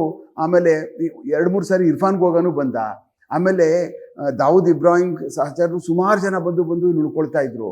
ಆಮೇಲೆ ಸುಪಾರಿ ಕಿಲ್ಲರ್ಸ್ಗಳು ಅಲ್ಲಿ ಜಾಗ ಬಿಟ್ಬಿಟ್ರು. ಯಾಕೆ ಅಂತಂದರೆ ನೋಡಿ, ರವಿ ಪೂಜಾರಿ ಅವನೊಂಥರ ಇದ್ದಾನೆ, ಜೈಲಲ್ಲಿ ಇದ್ದಾನೆ ಈಗ. ಭಾಳ ವರ್ಷಗಳ ಕಾಲ, ತುಂಬ ವರ್ಷ ಅಲ್ಲಿ ಇಲ್ಲಿ ಬೇರೆ ಬೇರೆ ಕಂಟ್ರಿಗಳಲ್ಲಿ ಉಳ್ಕೊಂಡಿದ್ದ. ಭಾಳ ಎಲ್ಲೆಲ್ಲೋ ಸಣ್ಣ ಸೌತ್ ಆಫ್ರಿಕನ್ ಕಂಟ್ರಿ, ಬಡ ಕಂಟ್ರಿಗಳಿದ್ದಾವೆ ನೋಡಿ, ಅವೆಲ್ಲ ಅಂಥ ಸಣ್ಣ ಕಂಟ್ರಿಗಳು ಉಳ್ಕೊಬಿಟ್ಟು ಎದುರಿಸ್ಕೊಂಡು ಹಾವಾಲಗಳಲ್ಲಿ ದುಡ್ಡು ತಗೊಂಡು ಮಾಡ್ತಾ ಇದ್ದ. ಬಟ್ ಕೊಲೆಗಳು ಮಾಡಿಸಿದ್ದಾನೆ. ಈಗ ನಮ್ಮಲ್ಲಿ ಸಬನಮ್ ಡೆವಲಪರ್ಸ್ ಮೇಲೆ ಫೈರ್ ಮಾಡಿಸ್ತಾ, ಅಲ್ಲಿ ಇಬ್ಬರನ್ನ ಕೊಂದಾಕ್ದ. ಹಾಗೆ ಮತ್ತು ಬೇರೆ ಬೇರೆ ಕಡೆ ದೇಶದಲ್ಲೆಲ್ಲ ಸುಮಾರು ಕೊಲೆಗಳಲ್ಲಿ ಇನ್ವಾಲ್ವ್ ಆಗಿರ್ತಕ್ಕಂಥದ್ದು, ನೇರವಾಗಿ ಭಾಗಿಯಾಗಿರ್ತಕ್ಕಂಥದ್ದಿದೆ ಆ ಮನುಷ್ಯ. ಈ ಕೇಸಲ್ಲಿ ಸುಮಾರು ದೇಶವ್ಯಾಪಿ ಸುಮಾರು 300 ಚಿಲ್ಡ್ರನ್ ಕೇಸಸ್ಗಳು ಅವನ ಮೇಲೆ ದಾಖಲಾಗಿದೆ. ರವಿ ಪೂಜಾರಿ ಅಂತ ಥ್ರೆಟ್ ಅಂತ ಅನ್ನುವಂಥದ್ದೇ. ಅವನಿಗೆ ಬೆಂಗಳೂರು ನಗರದಲ್ಲಿ ಬರ್ತಾ ಇರ್ತಕ್ಕಂಥ ಸಮಯದಲ್ಲಿ ಹಲವಾರು ಬಾರಿ ಆ ಥ್ರೆಟ್ಗಳಿಗೆ ಸಂಬಂಧಪಟ್ಟಂಗೆ ನಾನು ಸಹ ಅದರಲ್ಲಿ ಕೆಲಸ ಮಾಡಿದ್ದೀನಿ. ಮತ್ತು ಯಾರು ಇಲ್ಲಿ ಅವನು ಎಕ್ಸಿಕ್ಯೂಟ್ ಮಾಡೋಕ್ಕೆ ಹೋಗ್ತಾ ಇದ್ರಲ್ಲ, ಅವ್ರನ್ನ ಹಿಡಿದು ಎಡೆಮುರಿ ಕಟ್ಟಿ ಅವ್ರನ್ನ ಸರಿಯಾಗಿ ರಿಪೇರಿಗಳು ಮಾಡಿ ಜೈಲಿಗೆ ತುಂಬಿರ್ತಕ್ಕಂಥದ್ದನ್ನ ಸುಮಾರು ವರ್ಷಗಳ ಕಾಲ ನಿರಂತರವಾಗಿ ಮಾಡ್ಕೊಂಡು ಬಂದು ಒಂಥರ ನೈಟ್ ಮೇರ್ ಥರ ಆಗ್ಬಿಟ್ಟಿದ್ದ ನಮಗೆ. ಯಾರವನು ಇದಾನ ಇಲ್ವಾ, ಇವನೇನ ಮನುಷ್ಯ ಗ್ಯಾರಂಟಿ. ಯಾವುದೋ ಒಂದು ಫೋಟೋ ಬಂದಿತ್ತು, ಒಂದು ಈಜೊಡಿಯುವಂಥದ್ದು, ಯಾವುದೋ ಸ್ವಿಮ್ಮಿಂಗ್ ಪೂಲ್ದು, ಅದೇ ಒಂದು ಫೋಟೋ ನೋಡಿ ಬಾಂಬೆಗೆ ಹೋದ್ರು ಅದೇ ಫೋಟೋ, ಡೆಲ್ಲಿಗೆ ಹೋದ್ರು ಅದೇ ಫೋಟೋ, ರಾಜಸ್ಥಾನಕ್ಕೆ ಹೋದ್ರು ಅದೇ ಫೋಟೋ. ನಮಗೆ ತಲೆ ಕೆಟ್ಟೋಗ್ಬಿಟ್ಟಿತ್ತು. ಆಮೇಲೆ ಬೆಂಗಳೂರಿಗೆಲ್ಲ ಬರ್ತಿತ್ತಲ್ಲ, ಇಲ್ಲೆಲ್ಲ ಸಿಕ್ಕಾಪಟ್ಟೆ ಎಲ್ಲ ಬರ್ತಾಯಿತ್ತು. ಒಂದು ದಿವಸ ಏನಾಯಿತು, ಯಾರೋ ಭಾಳ ಇಲ್ಲಿ ಈ ಭಾಗದಲ್ಲಿ ಒಬ್ರಿಗೆ ಬಂದಿತ್ತು, ಫೋನ್ ಬಂದಿತ್ತು. ಹೆಂಗೋ ಫೋನ್ ಲೈನಿಗೆ ಸಿಕ್ಕಾಕೊಂಡ್ಬಿಡ್ತು. ಸಿಕ್ಕಾಬಟ್ಟೆ ಜಡ್ ಬಿಸಾಕ್ಬಿಟ್ಟೆ ನಾನು. ಯಾವ ಪೂಜಾರಿ ನೀನು, ಯಾವ ದೇಶದ ಪೂಜಾರಿಯ ನೀನು? ಬಾಯ್ಲಿ ಒಂದು ಯಾವ್ದಾರ ದೇವಸ್ಥಾನ ರಸ್ತೆಯಲ್ಲಿ ಕೊಡ್ತೀವಿ, ಇಲ್ಲಿ ಬಂದು ಪೂಜೆ ಮಾಡ್ಕೊಂಡಿರು, ಹಾಗೆ ಹೀಗೆ ನಾನು ಭಾಳ ಕೆಟ್ಟದಾಗಿ ಬೈದಿದ್ದೀನಿ ನಾನು. ಭಾಳ ನೀನು ಯಾಕೆ ಎದುರ್ಕೊಂಡಿದ್ದಾರ ಕುನ್ನಿ ಥರ? ಈ ಎಲ್ಲೋ ಅಮಾಯಕರುಗಳಿಗೆ ಇಲ್ಲಿ ಗುಂಡೋಡಿಸ್ಕೊಂಡು ಅಮಾಯಕರಿಗೆ ಎದುರ್ಕೊಂಡು ನೀನು ತಾಕತ್ತು, ನೀನು ದಮ್ಮಿದ್ರು ದಾವೂದ್ ಇಬ್ರಾಹಿಂಗೆ ಹಾಕು, ಅವ್ನು ಗುಂಡೋಡಿ.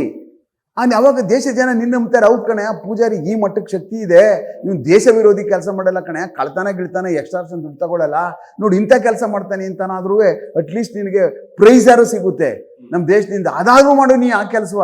ಇದು ಯಾವುದೋ ಲಡ್ಕಾಸಿ, ಇದು ಕಾಸು ಕಿತ್ಕೊಂಡು ಅಲ್ಲಿ ಇಲ್ಲಿ ಬದುಕೊಂಡು ಎದುರಿಸಿ ಪದರಿಸಿ, ಇದು ಒಂದು ಜೀವನನ? ಥೂ, ಇದೊಂದು ಜೀವನವೇ ಅಲ್ಲ ಅದು.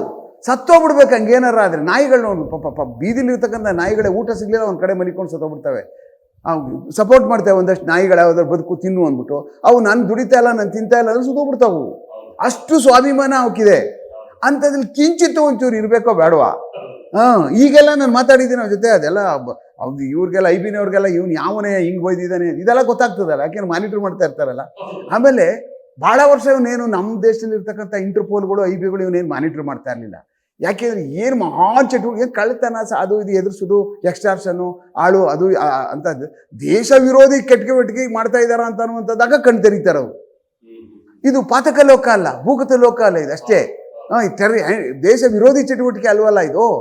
ನಮ್ಮ ದೇಶದವನೇ ಎಲ್ಲೋ ತಪ್ಪಿಸ್ಕೊಂಡು ಕೂತ್ಕೊಂಡು ಮಾಡ್ತಾವನೆ ಅಂತ. ಆ ಕಾರಣಕ್ಕೆ ಏನಾಗ್ತಾ ಇತ್ತು, ಅದಕ್ಕೆ ಜಾಸ್ತಿ ಮನ್ನಣೆ ಕೊಡ್ತಾ ಇರಲಿಲ್ಲ. ನಾವು ಕೇಳಿದ್ರೆ, ಸರ್ ಇವ್ನು ಏನು ಸರ್ ಕಾಟ ತಡಿಕಾಗಲ್ಲ, ಇಷ್ಟೊಂದು ಥ್ರೆಟ್ಗಳು, ಏನು ಯಾರ್ಯಾರ್ದೋ ಫೋನ್ಗಳು ಎಲ್ಲಿಂದನೋ ಬರ್ತವೆ, ಯಾರು ಸರ್ ಕಲೆಕ್ಷನ್ ಮಾಡಿಕೊಡ್ತಾರೆ ಈ ನಂಬರ್ಗಳೆಲ್ಲನೂ ಅವನಿಗೆ. ನಾವು ಇಷ್ಟೆಲ್ಲನೂ ನಾವು ನಮ್ಮ ಇರ್ತಕ್ಕಂಥ ದೇಶ ಐಬಿನವ್ರ ಹತ್ರ ಮಾತಾಡಿ ಎಲ್ಲ ಹೇಳ್ತಾ ಇದ್ವಿ, ಇದಕ್ಕೊಂದು ದಾರಿ ಕಾಣಿಸಿ ಏನಾದರೂ ಮಾಡಿ ಅಂದ್ಬಿಟ್ಟು ಅಂತ. ಅವ್ರು ನತ್ತಿದ್ರು. ಅವ್ರ ಯೋಜನೆ ಬೇರೆ, ಅವ್ರ ಆಪ್ರೇಷನ್ಗಳೇ ಬೇರೆ, ಈ ಆಪ್ರೇಷನ್ಗಳೇ ಬೇರೆ. ಅದು ನೀವು ಮಾಡಿದ್ರಿ, ನಮ್ಮ ಹತ್ರ ತರ್ತಿರಲ್ಲ ಇವೆಲ್ಲ ಕಾಂಜಿ ಪಿಂಜುನೆಲ್ಲನೂ, ಇವೆಲ್ಲ ನೀವೇ ಮಾಡ್ಕೊಳ್ಳುವಂಥದ್ದು ಇವೆಲ್ಲ ಅನ್ನುವಂಥದ್ದು ಸಹ ಮಾತಾಡಿದ್ದಾರೆ. ಆ ಕಾರಣಕ್ಕೆ ಅವನು ಭಾಳ ದಿವಸ ತಪ್ಪಿಸ್ಕೊಂಡಾದ್ಮೇಲೆ ಎಡೆಮುರಿ ಕಟ್ಟಿ ಆಮೇಲೆ ನಮ್ಮ ರಿಟೈರ್ಡ್ ಆದರು ನಮ್ಮ ರೆಡ್ಡಿ ಸಾಹೇಬರು, ನಮ್ಮ ಬೆಂಗಳೂರು ನಗರದಲ್ಲಿ ಇದಾಗಿದ್ರು ನೋಡಿ, ಕಮಿಷನರ್ ಆಗಿದ್ದರು. ಅವರ ಇಂಟೆಲಿಜೆನ್ಸ್ ಅವ್ರಿಗೆ ತುಂಬ ಇತ್ತು. ಅವ್ರದ್ದು ಭಾಳ ಅದ್ಭುತವಾದಂಥ ಇಂಟೆಲಿಜೆನ್ಸ್ ಕಲೆಕ್ಟ್ ಮಾಡಿದ್ರು ಅವರು ಅವನ ಬಗ್ಗೆ ಪೂರ್ತಿ. ನಾನು ISD ಇದ್ದಾಗಲೇ ಮಾತಾಡಿದ್ದೆ ಅವನಿಗೆ. ಯಾರಿಗೋ ಥ್ರೆಟ್ ಬಂದಿತ್ತು. ಥ್ರೆಟ್ ಬಂದಾದ್ಮೇಲೆ ಆಮೇಲೆ ನನ್ನ ಲೆಕ್ಕದಲ್ಲಿ ಅವನಿಗೆ ಮುಳುವಾದದ್ದು, ಅವನಿಗೆ ಮತ್ತು ಯಾರು ಈ ಎಂಥ ರಾಜ ಬನ್ನಂಜೆ ರಾಜ, ಅವರಾಗಿದ್ದು ಅವರೇ ಚಪ್ಪಡಿ ಕಲ್ಲು ಹೇಳ್ಕೊಂಡ್ರು. ಅವರಾಗಿದ್ದು ಅವರೇ ಚಪ್ಪಡಿ ಕಲ್ಕೊಂಡ್ರು. ಎಲ್ಲಿದ್ದಾರೆ ಅಂತ ಅನ್ನುವಂಥದ್ದು ಸೋರ್ಸ್ ಕಂಡುಹಿಡಿದಕ್ಕೆ ಇವ್ರುಗಳು ಕೆಲವಷ್ಟು ಜನಕ್ಕೆ ಮಾತಾಡಿದ್ದೆ ಅವ್ರಿಗೆ ಮುಳುವಾಯಿತು 100ಕ್ಕೆ 100ರಷ್ಟು. ಹಂಗೆ ನಾನು ಹಲವಾರು ಸಾರಿ ಮಾತಾಡಿದ್ದೀನಿ. ಅವನಿಗೆ ಸಿಕ್ಕಾಪಟ್ಟೆ ಬೈದಿದ್ದೀನಿ ನಾನು. ಯಾರಿಗೂ ಸಿಕ್ಬಿಟ್ಟಿದ್ದಾನೆ ನನಗೆ. ಯಾಕೆಂದ್ರೆ ನನಗೆ ಫೆಮಿಲಿಯರ್ ವಾಯ್ಸ್ ಗೊತ್ತಾಗ್ಬಿಡ್ತಾ ಇತ್ತು. ಒಂದು ಸಾರಿ ಬೈದಾಗ ಅದೇ ವಯಸ್ಸು, ಒಂದು ಬೈಸಾ ತುಂಬ ವಯಸ್ಸಾಗ ಬೋಲ್ತಾ. ನಾನು ಹೇಳಿದೆ, ನೀನು ಬಾ, ನೀನು ನೋಡೋಣ, ನೀನು ಇಲ್ಲಿ ಬಂದು ಚಾಲೆಂಜ್ ಮಾಡು. ಇಂಡಿಯಾ ದೇಶದಲ್ಲಿ ಎಲ್ಲೋ ಕೂತ್ಕೊಂಡು ಎದುರಿಸ್ಕೊಂಡು ಭಿಕ್ಷಕಂತ ಹಿಂಗೆಲ್ಲ ಮಾಡೋದು ತಪ್ಪಾಗ್ತದೆ. ತೊಂದರೆ ಮಾಡಬೇಡ. ನೀನು ದಮ್ಮಿದೆಯಾ, ತಾಕತ್ತಿದೆಯಾ, ದುಡ್ಡೆಲ್ಲ ತಗೋತಾ ಇದೆಯಪ್ಪ, ದಾವೂದ್ ಇಬ್ರಾಹಿಮನ್ ಮಾಡಿ ಯಾರಿಗಾದ್ರು ಬಿಟ್ಟು ಅವನಿಗೆ ಎದುರಿಸು, ಅವ್ನಿಗೆ ಒಡ್ಸಾಕ್ಸು. ಹೌದು, ದೇಶ ನಮ್ಮ ಜನತೆ ಎಷ್ಟು ಜನಕ್ಕೆ ಹೊಂದಿದ್ದಾನೆ, ಈಗಲೂ ನಿರಂತರವಾಗಿ ಕೂತ್ಕೊಂಡು ಮಾಡ್ತಾ ಇದ್ದಾನಲ್ಲ. ಆ ಕೆಲಸ ಮಾಡೋದು ಬಿಟ್ಬಿಟ್ಟು ನೀವು ಇದು ಯಾವುದೋ ಎಲ್ಲ ಭಿಕ್ಷಕ ಕೆಲಸ ಮಾಡ್ತಾ ಇದ್ದೀರಿ ಅಂತ ಹೇಳುವಂಥ ಬೈದಿರುವಂಥದ್ದು ನಂತರ ಇಷ್ಟ ಉದ್ದ ಇದೆ ಅವನ ಜೊತೆ ನಿರಂತರವಾಗಿ. ನೋಡಿ, ನಾನು ಆಗಲೇ ಹೇಳಿದೆ, ನಾನು ಬೆಳೆ ಇದ್ದಾದ್ಮೇಲೆ ಕಳೆ ಇರುತ್ತೆ ಅಂತ. ಅಂದರೆ ಬೇರೆ ಫಾರ್ಮೇಷನಲ್ಲಿ ಬೇರೆ ಬೇರೆ ಥರ ಕಳೆ ಇರುತ್ತೆ, ಫಾರ್ಮೇಟ್ ಚೇಂಜ್ ಆಗ್ತಾ ಹೋಗ್ತದೆ. ಒಂದು ಕಾಲದಲ್ಲಿ ಏನು ಎದುರಿಸಿ ಕಿತ್ಕೋತಾ ಇದ್ರು, ಒಂದು ಕಾಲದಲ್ಲಿ ಸುಮ್ಕೋದ ರೀತಿಲಿ ಕಿತ್ಕೋತಾ ಇದ್ರು, ಒಂದು ಕಡೆ ಎದುರಿಸೇ ಗೇಟಲ್ಲಿ ಕೂತ್ಕೊಂಡೇ ಕಿತ್ಕೋತಾ ಇದ್ರು. ಆಮೇಲೆ ಬರ್ತಾ ಏನಾಗೋಯ್ತು, ಬೆಂಗಳೂರು ಚಿನ್ನದ ಬೆಲೆ ಬಂದಾದ್ಮೇಲೆ ಜಾಗದಲ್ಲಿ ಕೂತ್ಕೊಳ್ಳೋಕೆ ಶುರು ಮಾಡಿದ್ರು, ಎದುರಿಸಿ ಕಾಂಪೌಂಡ್ ಹೋಗೋಕೆ ಶುರು ಮಾಡಿದ್ರು. ಅವ್ರಿಗೆ 1000 ಬರ್ತಾ ಇದ್ದು ಲಕ್ಷ ಬರೋಕ್ಕೆ ಶುರುವಾಗ್ಬಿಡ್ತು, ಲಕ್ಷ ಬತ್ತಿದ್ದವ್ರಿಗೆ ಕೋಟಿ ಶುರುವಾಗ್ಬಿಡ್ತು. ಯಾವಾಗ ಹೀಗೆ ಎದುರಿಸಿ ಜೈಲುಗಳು ಮತ್ತು ಪೂರಕವಾದಂಥ ವಾತಾವರಣ ಜೈಲಿನಲ್ಲಿ ಸಿಕ್ಬಿಡ್ತು ಅವ್ರಿಗೆ. ನೋಡಿ, ಯಾರೇ ಒಬ್ಬ ಆರೋಪಿತರುಗಳು, ಯಾರೇ ಅಂಡರ್ವರ್ಲ್ಡ್ಗಳು ಜೈಲಿಗೆ ಹೋಗಿ ಕೂತ್ಕೊಂಡಾಗ ಅಲ್ಲಿ ಪೂರಕವಾದಂಥ ವಾತಾವರಣ ಸಿಕ್ಬಿಡ್ತು ಅಂತಂದರೆ ನಿರಂತರವಾಗಿ ಚಟುವಟಿಕೆ ಮಾಡಿಬಿಟ್ಟು ಅವನು 10 ಕೋಟಿ ಇದ್ದೋ 100 ಕೋಟಿಗೆ ಹೋಗ್ಬಿಡ್ತಾನೆ. ಅವ್ನು ಜೈಲಲ್ಲಿ ಕೂತ್ಕೊಂಡು ಎದುರಿಸ್ತಾವನೆ ಅಂತ ಅಂದಾಗ ಇನ್ನೇನು ಮಾಡ್ಬೋದು ಹೇಳಿ? ಇನ್ನೇನು ಮಾಡೋಕ್ಕಾಗಲ್ಲ, ಸಂಪಾದನೆ ಮಾಡಲ್ಲ ಅವನು. ಈ ಆಲ್ಟರ್ನೇಟಿವ್ ಜಾಗ ಅದೊಂದೇ ಫೈನಲ್ ಆಗಿ ಹೋಗಿ ಸೇರುವಂಥದ್ದು. ಇನ್ನೆಲ್ಲೂ ಕೂತ್ಕೊಳ್ಳೋಕ್ಕಾಗೋದೇ ಇಲ್ಲ ಅವನು. ಅಲ್ಲೂ ಕೂತ್ಕೊಂಡೇ ಒಬ್ಬನಿಗೆ ಎದುರಿಸಿ ಥ್ರೆಟ್ ಹಾಕಿ ಜೀವನ ಹಾಳು ಮಾಡ್ತೀನಿ, ಕೊಂದಾಕ್ಬಿಡ್ತೀನಿ, ಇಷ್ಟು ಕೊಡಲಿಲ್ಲ ಅಂದರೆ ಅಂತ ಎದುರಿಸ್ಬಿಟ್ಟಾಗ ಎಂಥವನು ಸೆಟ್ಲ್ಮೆಂಟ್ ಮಾಡ್ಕೊಬಿಡ್ತಾನೆ. ಇಂಥದ್ದು ತುಂಬ ಜನ ಮಾಡಿಬಿಟ್ಟಿದ್ದಾರೆ. ಇದಕ್ಕೆ ಯಾರು ಜವಾಬ್ದಾರರು? ಇದಕ್ಕೆಲ್ಲ ನಾವೇ ಜವಾಬ್ದಾರರು. ಸರಿಯಾಗಿ ಜೈಲು ವ್ಯವಸ್ಥೆ ನೋಡ್ಕೋತಾ ಇಲ್ಲ. ಜೈಲಲ್ಲಿ ನಾವು ಕೂತ್ಕೊಂಡಿರ್ತಕ್ಕಂಥವೆಲ್ಲ ಎಲ್ಲ ಮಾಲ್ ಅಡ್ಮಿನಿಸ್ಟ್ರೇಷನ್ನು ಅವ್ರ ಜೊತೆ ಶಾಮೀಲಾಗ್ಬಿಡುವಂಥದ್ದು. ಹೌದಲ್ವಾ? ಎಲ್ಲ ಶಾಮೀಲಾಗ್ತಾರೆ ಅಂತಲ್ಲ, ಶಾಮೀಲಾದ್ರೆ ತಾನೇ ಅಲ್ಲಿಂದ ಮೊಬೈಲ್ಗಳು ಹೋಗುವಂಥದ್ದು, ಕರೆಗಳು ಮಾಡುವಂಥದ್ದು. ತಪ್ಪಿಸ್ಕೊಂಡು ಹೆಂಗೆ ಹೋಗ್ಬಿಡ್ತಾವೆ ಹೇಳಿ? ಹೆಂಗೆ ಅಲ್ಲ, ಏನು ಒಂದೊಂದು ಬ್ಯಾರಕ್ಕೆ 4 ಜನ ಹಾಕ್ಬಿಟ್ರೆ ಎಲ್ಲಿ ಅವನು ಮಾತಾಡೋಕ್ಕಾಗ್ಬಿಡ್ತದೆ? ಏನು ನಿಮಗೆ ಯಾವುದೇ ಥರವಾದಂಥ ನೀವು ಯಾವುದೇ ಜಾಮರ್ ಹಾಕೋದಿಲ್ಲ. ಸರಿಯಾಗಿ ಪೊಲೀಸ್ ಕೆಲಸ ಮಾಡಿದ್ರೆ ಜಾಮರ್ ಏನೂ ಬೇಕಾಗಿಲ್ಲ, ನಾವೇ ಜಾಮ್ ಮಾಡ್ಬಿಡೋದು. ಎಲ್ರಿಗೂ ಹಾಕೊಂಡು ನಟ್ಟು ಬೋಲ್ಟ್ ಟೈಟ್ ಮಾಡಿಬಿಡ್ಬೋದು. ಹಂಗೆ ಅದು ಸುಮ್ಮನೆ ಒಂದು ಕಾರಣ ಅಷ್ಟೇ. ಅದೇನೋ ಕಳ್ಳನ ಪಿಳ್ಳೆನೋ ಅಂತ ಕರೀತಾರಲ್ಲ, ಹಂಗೆ ಜಾಮರ್ದು ಅದೆಲ್ಲ ಇದು ಈಸಿಯಾಗಿ ಎಲ್ಲ ಥರವಾದಂಥ ಚಟುವಟಿಕೆನ ಕಂಟ್ರೋಲ್ ಮಾಡಿ ಬಿಸಾಕ್ಬೋದು, ತೊಂದರೆ ಏನಾಗಲ್ಲ. ಬಟ್ ಸಿಸ್ಟಮ್ ಚೇಂಜ್ ಆಗ್ಬೇಕು ಒಳಗಡೆ. ಎಲ್ಲಾರನ್ನೂ ಒಟ್ಟಿಗೆ ಸೇರಿಸ್ಕೊಂಡು ಒಂದು ಅವೆಲ್ಲ ಒಳಗೆ ಸೇರಿಸ್ಬಿಟ್ಟು ಈಗ ಹೊಸ್ದಾಗಿ ಹೋಗಿ ಅವನೋ ಬ್ರೆಡ್ ಕದ್ದಿರೋನು, ಅವನೋ ಒಬ್ಬ ಕಬ್ಬನ ಕಳ್ತಿರೋ ಕಳ್ಳನೂ ಸಹ ಅಂಡರ್ವರ್ಲ್ಡ್ಗೆ ಹೋಗಿ ಬಟ್ಟೆ ಕೊಡೋದು, ಸ್ನಾನ ಮಾಡೋದು, ಅವನಿಗೆ ಮಸಾಜ್ ಮಾಡಿಕೊಡೋದು, ಹಿಂಗಾದಾಗ ಫೆಸಿಲಿಟಿಗಳಿದಾಗ ಏನಾಗ್ಬಿಡ್ತದೆ ಅಂದರೆ ಆಮೇಲೆ ಒಳಗಡೆ ದುಡ್ಡುಗಳು ಕೂತ್ಕೊಂಡು ಸಂಪಾದನೆ ಮಾಡೋಕ್ಕೆ ಶುರುವಾದಾಗ ಏನಾಗ್ತದೆ, ಆಚೆಯಿಂದ ಬರ್ತಾರೆ ನೋಡಿ ಹೊರಗಡೆಯಿಂದ, ಅವ್ರು ಯಾತಕ್ಕೆ ಬರ್ತಾರೆ, ಏನಕ್ಕೆ ಬಂದರು, ಯಾವನು ಬಂದ, ನಿನ್ಗೇನು ಸಂಬಂಧ, ಪೂರ್ಣ ಪ್ರಮಾಣದ ಒಂದು ಹಿಸ್ಟ್ರಿ ಎಲ್ಲ ಬರಿಬೇಕಲ್ಲ ನಾವು. ಆಯಿತು ಹೋಗಿ ಯಾರು ಮಾತಾಡ್ಕೊಳ್ಳಿ, ಏನ್ಬಿಟ್ರೆ ಬೆಳಗ್ಗೆ ಎದ್ದಂದ್ರೆ ಜೈಲಲ್ಲಿ ಅವನದು ಫೋಟೋ ಯಾರು ಬಂದ ಅವನದು ಬೇಕಲ್ಲ ದಾಖಲಾತಿ, ನಾಳೆ ಇಂಥವ್ನು ಬಂದ, ಇಂಥವ್ನಿಗೆ ಮಾತಾಡಿಸ್ದ, ಇಷ್ಟು ಗಂಟೆಗೆ ಬಂದಿದ್ದ, ಅವನು ದಾಖಲಾಗ್ಬೇಕಲ್ಲ. ಆವಾಗ ಏನಾಗುತ್ತೆ, ಇವರೆಲ್ಲ ಹೋಗೋದು ಕಮ್ಮಿ ಆಗ್ತದೆ. ಇಲ್ಲ ಅಂದ್ರೆ ಸಗ್ಗದ ಬಾಗಿಲು ಒಂಥರ ವೈಕುಂಠ ಏಕಾಶ ದಿವಸ ನುಗ್ತೀವಲ್ಲ ಶಿವ ಪರಮಾತ್ಮ ಅಂತ, ಹಂಗಾಗ್ಬಿಟ್ರೆ ಜೈಲ್ ಕತೆ ಏನಾಗಬೇಕು, ಅಲ್ಲೇ ವೀಕ್ ಆಗ್ಬಿಟ್ಟಿರೋದು ನಾವು ಆ್ಯಕ್ಚುಲಿ. ಅಂದರೆ ನಮ್ಮಲ್ಲಿ ಏನಪ್ಪ ಏನೋ ಇಲ್ಲ, ಹಾಗೆ ರಾಬ್ರಿಗಳು ನಡೀತಾ ಇದ್ದಾವೆ. ಈಗ ನೋಡ್ತಾ ಇದ್ದೀವಿ ನಾವು ಬ್ಯಾಂಕ್ ರಾಬ್ರಿಗಳು ಹೆಂಗೆ ನಡೀತಾ ಇದೆ ಅಂತ. ಎಷ್ಟು ಯಾವ ಮಟ್ಟಕ್ಕೆ ನುಗ್ಗಿ ಮಧ್ಯಾಹ್ನ ನಾವು ಮಾಡಿದ್ದೀವಿ. ನಾನು ಮಣಾಪುರಂ ಫೈನಾನ್ಸ್ನ ಮಧ್ಯಾಹ್ನನೇ ತುಂಬ ಎತ್ಕೊಂಡೋಗ್ಬಿಟ್ಟಿದ್ರು. 13, 14, 15 kg ಚಿನ್ನ ಎತ್ಕೊಂಡೋಗ್ಬಿಟ್ಟಿದ್ರು ಮಣಾಪುರಂ ಜ್ಞಾನ ಭಾರತಿನಲ್ಲಿ. ಅದು ನಾನೇ ಹಿಡ್ದೆ. ಅವ್ರಿಗೆ ಒಂದು ಚೂರು ಇದಾಗೋಕ್ಕಿಲ್ದಂಗೆ ಎಲ್ಲ 13 ಜನ ಹಿಡಿದು ಅವ್ರನ್ನೆಲ್ಲ ತುಂಬಿ ಅವ್ರ ಹತ್ರ ಎಲ್ಲ ಅಷ್ಟು ಚಿನ್ನನ ನಾನು ರಿಕವರಿ ಮಾಡಿ ಮಣಾಪುರಂ ಕೊಟ್ಟೆ ವಾಪಸ್ಸು. ಇದೇ ಥರ ಏನು ಒಂದು ಸಣ್ಣ ಇನ್ಫಾರ್ಮೇಷನ್ ಇಲ್ಲ, ಬಂದರು ನುಗ್ಗಿದ್ರು, ಎಲ್ಲ ಒಳಗೆ ಕೂಡಾಕಿದ್ರು, ಎಲ್ಲ ಬಾಗಿಲು ಓಪನ್ ಮಾಡಿಸಿದ್ರು, ತುಂಬಿಕೊಂಡ್ರು, ಹೊರಟ್ಬಿಟ್ರು. ಎಷ್ಟು ಸೆಕ್ಯೂರಿಟಿ ಮಾಡಿದ್ರು ಅವರು ಅಂದರೆ, ಎಲ್ಲೂ ಒಂದು ಫೋನ್ ಯೂಸ್ ಮಾಡಿರಲಿಲ್ಲ. ಯಾವ ಕಡೆ ಎಲ್ಲಾದರೂ ಏನಾದರೂ ನಾವೇನಾದ್ರು CCTV ಸಿಕ್ಕಾಕೊಂಡ್ಬಿಡ್ತೀವಿ ಅಂತ ಅಷ್ಟು ಚೆನ್ನಾಗಿ ಹೆಲ್ಮೆಟ್ಗಳು ಹಾಕ್ಕೊಂಡಿದ್ರು. ಆದರೂ ಕಳ್ಳನೇ ಪೊಲೀಸೇ. ಎಂಥವನು ಬೇಕಾದರೂ ಹಿಡಿದು ಚಿಂದಿ ಚಿತ್ರಾನ್ನ ಮಾಡ್ಬೋದು. ಹಿಡಿಯಕ್ಕಾಗಲಿಲ್ಲ ಅಂತ ಅಂದರೆ ಪೊಲೀಸ್ ಕೆಲಸ ಬಿಟ್ಟುಬಿಟ್ಟು ಬಂದು ಹೊಲ ಉಳ್ಬೇಕಷ್ಟೇ. ಈಗ ನಾವು ರಿಟೈರ್ಡ್ ಆದ್ಮೇಲೆ ಮಾಡ್ತಾ ಇಲ್ವಾ ಕೆಲಸ, ಅದಕ್ಕೆ ಬಂದು ಸೇರ್ಕೋಬೇಕು. ಇಲ್ಲ ಕಳ್ಳ ನಡಿಬೇಕು. ಅಯ್ಯೋ ಸಿಗಲಿಲ್ಲ, ಎಲ್ಲೋ ಓಡೋಗ್ಬಿಟ್ಟವನೆ, ಯಾವುದೋ ರಾಜ್ಯಕ್ಕೆ ಹೋಗ್ಬಿಟ್ಟವನೆ ಅಂತಂದ್ಮೇಲೆ ನೀನು ಇರಬಾರ್ದಲ್ಲಿ, ಹೌದಲ್ವಾ?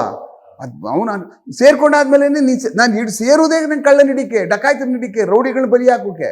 ನೀನು ಅದಿಲ್ಲ ಮಾಡಲಿಲ್ಲ ಅಂದಾದ್ಮೇಲೆ ನೀನು ನೆಕ್ಸ್ಟ್ ಡೇ ಹೊಟ್ಟೋಗ್ಬಿಡ್ಬೇಕು. ತಗೊಂಡೋಗ್ಬಿಟ್ಟು ಗೂಟಕ್ಕೆ ತಗಲಾಕ್ಬಿಟ್ಟು ಬೇರೆ ಇನ್ನೇವನಾದ್ರೂ ಬುದ್ಧಿವಂತ ಪೊಲೀಸಿಗೆ ಬರ್ತಾನೆ ಅಂತ ನಾಲಾಯಕಗಳನ್ನ ಪತ್ತೆ ಮಾಡಿ ಆಚೆಗೆ ಹಾಕ್ಬೇಕು ನಮ್ಮ ಪೊಲೀಸು. ಆಚೆ ಬಿಸಾಕ್ಬಿಡ್ಬೇಕು, ಕಾಂಪ್ರಮೈಸ್ ಮಾಡ್ಕೋಬಾರ್ದು ಕಳ್ಳರ ಕಾಕ್ರನ್ನೆಲ್ಲರೂ. ಯಾವಾಗ ಸಿಸ್ಟಮ್ ಸರಿ ಹೋಗ್ಬಿಡ್ತದೆ. ಸರ್, ಸೈಫ್ ಅಲಿ ಖಾನ್ ಹಲ್ಲೆ ಕೇಸ್ಗೆ ಸಂಬಂಧಪಟ್ಟಂತೆ ಎನ್ಕೌಂಟರ್ ದಯಾನಂದ್ ಅವರ ನೇತೃತ್ವದಲ್ಲಿ ತನಿಖೆ ನೋಡಿ, ನಾವು ದಯಾನಾಯ್ಕ್ ಅವ್ರನ್ನ ಭಾಳ ಸಬ್ ಇನ್ಸ್ಪೆಕ್ಟರ್ ಕಾಲದಿಂದನೂ ನೋಡ್ತಾ ಇದ್ದೀವಿ. ಬಾಂಬೆಗೆ ಹೋದಾಗ ಅವ್ರ ಆ್ಯಕ್ಷನ್ಗಳು, ರಿಯಾಕ್ಷನ್ಗಳು, ಅವ್ರು ಮಾಡ್ತಾ ಇದ್ದ ಕೆಲಸ, ಆಮೇಲೆ ಅನುಭವಿಸಂಥ ಯಾತನೆ, ಆಮೇಲೆ ಅವ್ರು ಕೊಟ್ಟಂತಹ ನೋವು, ಇದೆಲ್ಲ ನಾವು ನೋಡ್ಕೊಂಡು ಬಂದ್ವಿ. ಆಮೇಲೆ ಆ ಮನುಷ್ಯನಿಗಿದ್ದಂತಹ ರ್ಯಾಪೋರ್ಟ್ ಬಾಲಿವುಡ್ ಜೊತೆ ಎಷ್ಟು ಯಾವ ಮಟ್ಟಕ್ಕೆ ಇತ್ತು ಅಂದರೆ, ಒಂಥರ as good as Daya Nayak is like ಒಂಥರ ಬಟ್ ಟಾಲ್ ಅನ್ನೋ ಥರದಲ್ಲಿ ಒಂದು ಎಕ್ಸ್ಪೋಸ್ ಅಂತ ಕಾಲನೂ ನಾವು ನೋಡಿದ್ದೀವಿ. ಆದರೆ ಮನುಷ್ಯ ಮಹಾನ್ ಧೈರ್ಯವಂತ, ಅದರಲ್ಲಿ ಎರಡು ಮಾತಿಲ್ಲ. ಆಮೇಲೆ ಭಾಳ ಅತ್ಯಂತ ಸೂಕ್ಷ್ಮಮತಿ ಸಹ. ಆಮೇಲೆ ಭಾಳ ಇನ್ಫಾರ್ಮೇಷನ್ ನೆಟ್ ಇಟ್ಕೊಂಡಿದ್ದು ಮನುಷ್ಯ. ತುಂಬ ಇನ್ಫಾರ್ಮೇಷನ್ ಇಟ್ಕೊಂಡು ಆ ಒಳಗಡೆಗೆ ನುಗ್ಗಿ ಪೆನಿಟ್ರೇಟ್ ಮಾಡಿ ಆ ಮನುಷ್ಯನೇ ಎತ್ತಾಕೊಂಡು ಬಂದು ಆ ಮನುಷ್ಯನಿಗೆ ಏನು ಗತಿ ಕಾಣಿಸ್ಬೇಕೋ ಆ ಕೆಲಸ ಮಾಡುವಷ್ಟು ದಮ್ಮು ತಾಕತ್ತು ದಯಾನಾಯಕ್ಕಿತ್ತು. ಆ ಕಾರಣಕ್ಕೋಸ್ಕರನೇ ಇದನ್ನು ಇವರೇ ಸರಿ ಮನುಷ್ಯ ಅವ್ನು ಪೆನಿಟ್ರೇಟ್ ಆಗ್ತಾನೆ ಮನುಷ್ಯ ಅವನಿಗೆ ಅಂತ ಅನ್ನುವಂಥದ್ದು ನೋಡೇ ನನ್ನ ಲೆಕ್ಕದಲ್ಲಿ ಯಾರೋ ಏನೋ ತೊಂದರೆ ಕೊಟ್ಬಿಟ್ಟು ದಯಾನಾಯ್ಕ್ ಕಾಲದಲ್ಲಿ ಎಲ್ಲ ಏನೋ ಆಗಿದೆ ಹೆಚ್ಚು ಕಡಿಮೆ, ಅವ್ನು ಕೆಲಸ ಕೊಡೋಣ ಮಾಡಲಿ ಅಂತ. ಅದು ಕರೆಕ್ಟ್. ಅದು ಯಾರೋ ಏನೋ ಯಾವಾಗೋ ಮಾಡ್ತಾರೆ ಎಂದಾಗ ಅವ್ರ ಇಂಟೆನ್ಷನ್ ಏನು, ಈ ಮನುಷ್ಯನ ಕೊಟ್ಟರೆ ಪತ್ತೆ ಮಾಡ್ತಕ್ಕಂಥದ್ದು ಕೆಲಸ ಬೇಗ ಆಗ್ತದೆ ಅಂತ ಅನ್ನುವಂಥ ಕಾರಣಕ್ಕೆ ನೇಮಕ ಮಾಡಿದ್ರು ಅಂತ ಅಂದ್ಬಿಟ್ಟು ನನಗೆ ಗೊತ್ತಾಯಿತು. ಆಮೇಲೆ TV ಮಾಧ್ಯಮಗಳಿಂದ ನೋಡಿದೆ. ಬಟ್ ಅದೆಷ್ಟರ ಮಟ್ಟಿಗೆ ಏನು ಅಂತಂದ್ರೆ ದಾಖಲಾತಿ ನೋಡಿದಾಗ ಗೊತ್ತಾಗ್ತದೆ whether they have interested in case or not ಅಂತ. ನನಗೂ ಫೋನಲ್ಲಿ ಸಿಗಲಿಲ್ಲ, ಯಾಕಂದರೆ ಟ್ರೈ ಮಾಡಿದೆ ನಾನು ಇದರಲ್ಲಿ ಏನಾದರೂ ಈ ಥರದವ್ನು ಏನಾದರೂ ಯಾವುದು ಏನಾಗಿರ್ಬೋದು ಇದು ಅಂತ ಮಾತಾಡೋಣ ಅಂತ ನಾನು ಟ್ರೈ ಮಾಡಿದೆ. ಮಂಗಳೂರವ್ರು ಕೆಲವು ಜನ ನಂಬರ್ ಇಸ್ಕೊಂಡೆ, ಆಮೇಲೆ ಅವು ಯಾವೂ ಹೋಗಲಿಲ್ಲ. ಅದು ಬಿಟ್ಟು ಬೇರೆ ಅಧಿಕಾರಿಗಳಿಗೆ ಮಾತಾಡಿದೆ, ಇದೇನು ಕೇಸ್ ಇದು ಈ ಥರ ಆಗೋದಲ್ಲ ಅಂದ್ಬಿಟ್ಟು. ನಮ್ಮ ಜೊತೆ ತುಂಬ ಜನ ಈಗಿರುವ ಸರ್ವಿಸ್ಲು ಇದ್ದಾರೆ, ರಿಟೈರ್ಡ್ ಆಗಿರ್ತಕ್ಕಂಥವ್ರು ಇದ್ದಾರೆ. ಅವ್ರು ರಿಟೈರ್ಡ್ ಆದವ್ರು ಇನ್ಫಾರ್ಮೇಷನ್ಗಳು ತಿಳ್ಕೊಳ್ತಾ ಇರ್ತಾರೆ. ಆ ಕಾರಣಕ್ಕೆ ನನ್ನ ಲೆಕ್ಕ ಕೊಟ್ಟಿದ್ರೆ ಒಳ್ಳೆಯದು. ಇದು ಬರೀ ಹಾಗೆ ಮೀಡಿಯಾಗಳೆಲ್ಲ ಬಂದಿದ್ರೆ ನನ್ನ ಲೆಕ್ಕದಲ್ಲಿ ಅದು ಮುಂದೆ ಇನ್ನೊಂದು ಯಾವ್ದಾರು ಇಂಥ ಪ್ರಕರಣ ಕೊಡೋದು ಒಳ್ಳೆಯದು. ಪ್ರಕರಣ ಬೇಸೂರಿಗೆ ಭಾಳ ಬೇಗ ಬಂದು ಭೇದಿಸ್ತಕ್ಕಂಥವ್ರಿಗೆ ಕೊಡ್ತಕ್ಕಂಥದ್ದು ಅದು ಒಳ್ಳೆ ಕೆಲಸ ಅಲ್ವಾ? ಬಹಳ ಮುಂಬೈನಲ್ಲಿ ಅವರ ಹೆಸರು ಓಡಾಡುವಂಥ ಸಂದರ್ಭದಲ್ಲಿ ಬಹಳ ಭಯ ಇತ್ತು. ಹೌದೌದು. ನೋಡಿ, ಸಾಲಾಸ್ಕರು, ದಯಾನಾಯ್ಕು, ಮುಖಡ್ಕರು, ಆಮೇಲೆ ಹೀಗೆ ಒಂದು 7-8 ಜನ ಏನು ದಯಾನಾಯಕು ಮತ್ತು ಶೆಟ್ಟಿ ಅಧಿಕಾರಿಗಳಿದಾರಲ್ಲ, ಅವರುಗಳು ಭಾಳ ಅತ್ಯಂತ ಒಳ್ಳೆ ಪೊಲೀಸ್ ಕೆಲಸ ಮಾಡಿದಾರಾಗ. ಯಾವ ಬಾಂಬೆ ಬ್ಲಾಸ್ಟ್ ಆಯಿತು ನೋಡಿ, ಅದಾದ ಮೇಲೆ ಬ್ಲಾಸ್ಟ್ ಥರನೇ ಪೊಲೀಸ್ ಕೆಲಸ ಮಾಡಿದ್ರು. ಬ್ಲಾಸ್ಟ್ ಥರನೇ ದಾವೂದ್ ಇಬ್ರಾಹಿಂ ಇಲ್ಲಿಂದ ಓಡೋಗ್ಬಿಟ್ಟ ಅಂತಂದ್ರೆ ಜೀವ ಬದುಕೊಳ್ಳೋಕೆ ಅಲ್ಲಿ ಓಡೋಗ್ಬಿಟ್ಟಿದ್ದೆ. ನಾನಿದ್ರೆ ಇಲ್ಲಿ ನಾನು ಗುಂಡಿಗೆ ಹೋಗ್ಬಿಡ್ತೀನಿ ಅಂತ ತೀರ್ಮಾನ ಮಾಡ್ಕೊಂಡು ಅವರೆಲ್ಲ ದೇಶ ಬಿಟ್ಟು ಹೋಗ್ಬಿಟ್ಟವ್ರು. ಆ ಕಾರಣಕ್ಕೆ ಅಂಥ ಪೊಲೀಸು ಅವಾಗೆಲ್ಲ ನೋಡಿದ್ದೀವಿ ನಾವು. ಅವ್ರು ಮಾಡ್ತಾ ಇದ್ದಂಥ ಆಪರೇಷನ್ಗಳು, ಯೂನಿಟ್ಗಳಲ್ಲಿ ಅವ್ರ ತಂಡ, ಆಮೇಲೆ ಅವ್ರಿಗೆ ಪ್ರೋತ್ಸಾಹಿಸ್ತಾ ಇದ್ದಂಥದ್ದು, ಆಮೇಲೆ ಅವ್ರಿಗೆ ಬ್ಯಾಕಪ್ ಮಾಡ್ತಾ ಇದ್ದಂಥದ್ದು. ಆಮೇಲೆ ಹಾಗೇನೆ ಪ್ರಖ್ಯಾತಿ ಬರ್ತಾ ಪೊಲೀಸಲ್ಲಿ ಸ್ಕ್ವೀಸ್ ಮಾಡ್ತಕ್ಕೆ ಇನ್ನೊಂದು ಅಂಗ ಉಟ್ಕೊಬಿಡ್ತದೆ. ಪೊಲೀಸಲ್ಲಿ ನಮ್ಮನ್ನೇ ಸಾಯಿಸ್ಬಿಡ್ತಾರೆ, ನಮ್ಮನ್ನು ಸಿಗಾಕ್ಸಕ್ಕೆ ನೋಡ್ತಾರೆ. ನೀನು ಯಾವಾಗಲೂ ಅಷ್ಟೇ ಪೊಲೀಸಲ್ಲಿ ಭಾಳ ಜಾಸ್ತಿ ಅದು. ನಾವು ಅದೆಲ್ಲ ಅನುಭವಿಸಿದ್ದೀವಿ. ಸ್ವಲ್ಪ ತುಂಬ ಹಗಲು ರಾತ್ರಿ ಕಷ್ಟಪಟ್ಟು ಕೇಸ್ ಮಾಡ್ತಾ ಇದ್ದೀವಿ ಅಂದರೆ ಅವ್ರು ಕಳ್ಳರು ಅಲ್ಲೆಲ್ಲೋ ಹೋಯ್ತಾರೆ, ಅಲ್ಲೆಲ್ಲೋ ಬಾಣಿಕಾಯಿ ಇಸ್ಪಿಟ್ ಆಡ್ಕೊಂಡು ಕಾಲ ಕಳ್ಕೊಂಡು ರಾತ್ರಿ ಎಲ್ಲ ಕುಡ್ಕೊಂಡು ಮನೆಗೆ ಹೋಗಿ ಸೇರ್ಕೋತಾರೆ. ಅವ್ರದ್ದು ಕಾಟನೇ ತಡೀಕಾಗೋದಿಲ್ಲ ಪೊಲೀಸಲ್ಲಿ ಒಳ್ಳೆ ಕೆಲಸ ಮಾಡೋರು. ಬರೀ ಕೆಟ್ಟದ್ದೇ ಬರೀ ಮಾತಾಡೋದೆಲ್ಲ ಅವ್ರ ಕೈಲಿ ಆಗಲ್ಲ ನೋಡಿ. ಅವ್ರ ಜನ್ಮದಲ್ಲೂ ಸಾಧ್ಯ ಅಲ್ಲ ಹಂಗೋ ಪೊಲೀಸಿಗೆ ಸೇರ್ಕೊಂಡು. ಬಟ್ ಎಕ್ಸಿಕ್ಯೂಟಿವ್ನಲ್ಲಿ ಮಾಡಬೇಕಲ್ಲ ಕೆಲಸನ, ಡೇ ಆ್ಯಂಡ್ ನೈಟು. ಮೊದಲು ಧೈರ್ಯ ಬೇಕು. ಬೆಂಗಳೂರು ಆಚೆ ಹೋಗಿ ಪೊಲೀಸ್ ಕೆಲಸ ಮಾಡ್ತಕ್ಕಂಥ ದಮ್ ಬೇಕು. ಬೆಂಗಳೂರು ಸಿಟಿ ಬಿಟ್ಟಾಕಿ ಬೆಂಗಳೂರಿಂದ ಆಚೆ ನೀನೇನು ಪೊಲೀಸ್ ಕೆಲಸ ಮಾಡಿದ್ದೀಯ ಅಂತ ಕೇಳಬೇಕು. ಆಚೆ ಹೋಗಿ ಎಷ್ಟು ಜನ ನೀನು ಕಳ್ಳರನ್ನ ಇಟ್ಕೊಂಡು ಬಂದಿದ್ದೆ, ಕೊಡಪ್ಪ ಅನ್ನಿ ಇಷ್ಟ ಅಂದರೆ ಜೀವನದಲ್ಲಿ ಒಬ್ಬನ ಇಟ್ಕೊಂಡು ಬಂದಿರಲ್ಲ ಅವನು. ಭಯ ಪುಕ್ಕುಳ್ರು. ಒಬ್ಬನು ತಮಿಳ್ನಾಡಿಗೆ ಹೋಗಿದ್ದು ಹೊಸೂರ್ಗೆ ಹೋಗಿ ಕಳ್ಳನ ಇಟ್ಕೊಂಡು ಬಂದಿರಲ್ರು ಕಳ್ಳರು. ಮಹಾನ್ ಪುಕ್ಕುಲ್ರುಗಳವ್ರೆ. ಅಂಥವ್ರನ್ನೆಲ್ಲ ಫಿಶ್ ಔಟ್ ಮಾಡಿ ಬೆಂಗಳೂರು ಸಿಟಿಯಿಂದ ಆಚೆ ಹಾಕಿ ಒಳ್ಳೆಯವ್ರನ್ನ ಹಾಕ್ಲಿ ಅಂತ ನನ್ನ ಇದಷ್ಟೇ. Thank you.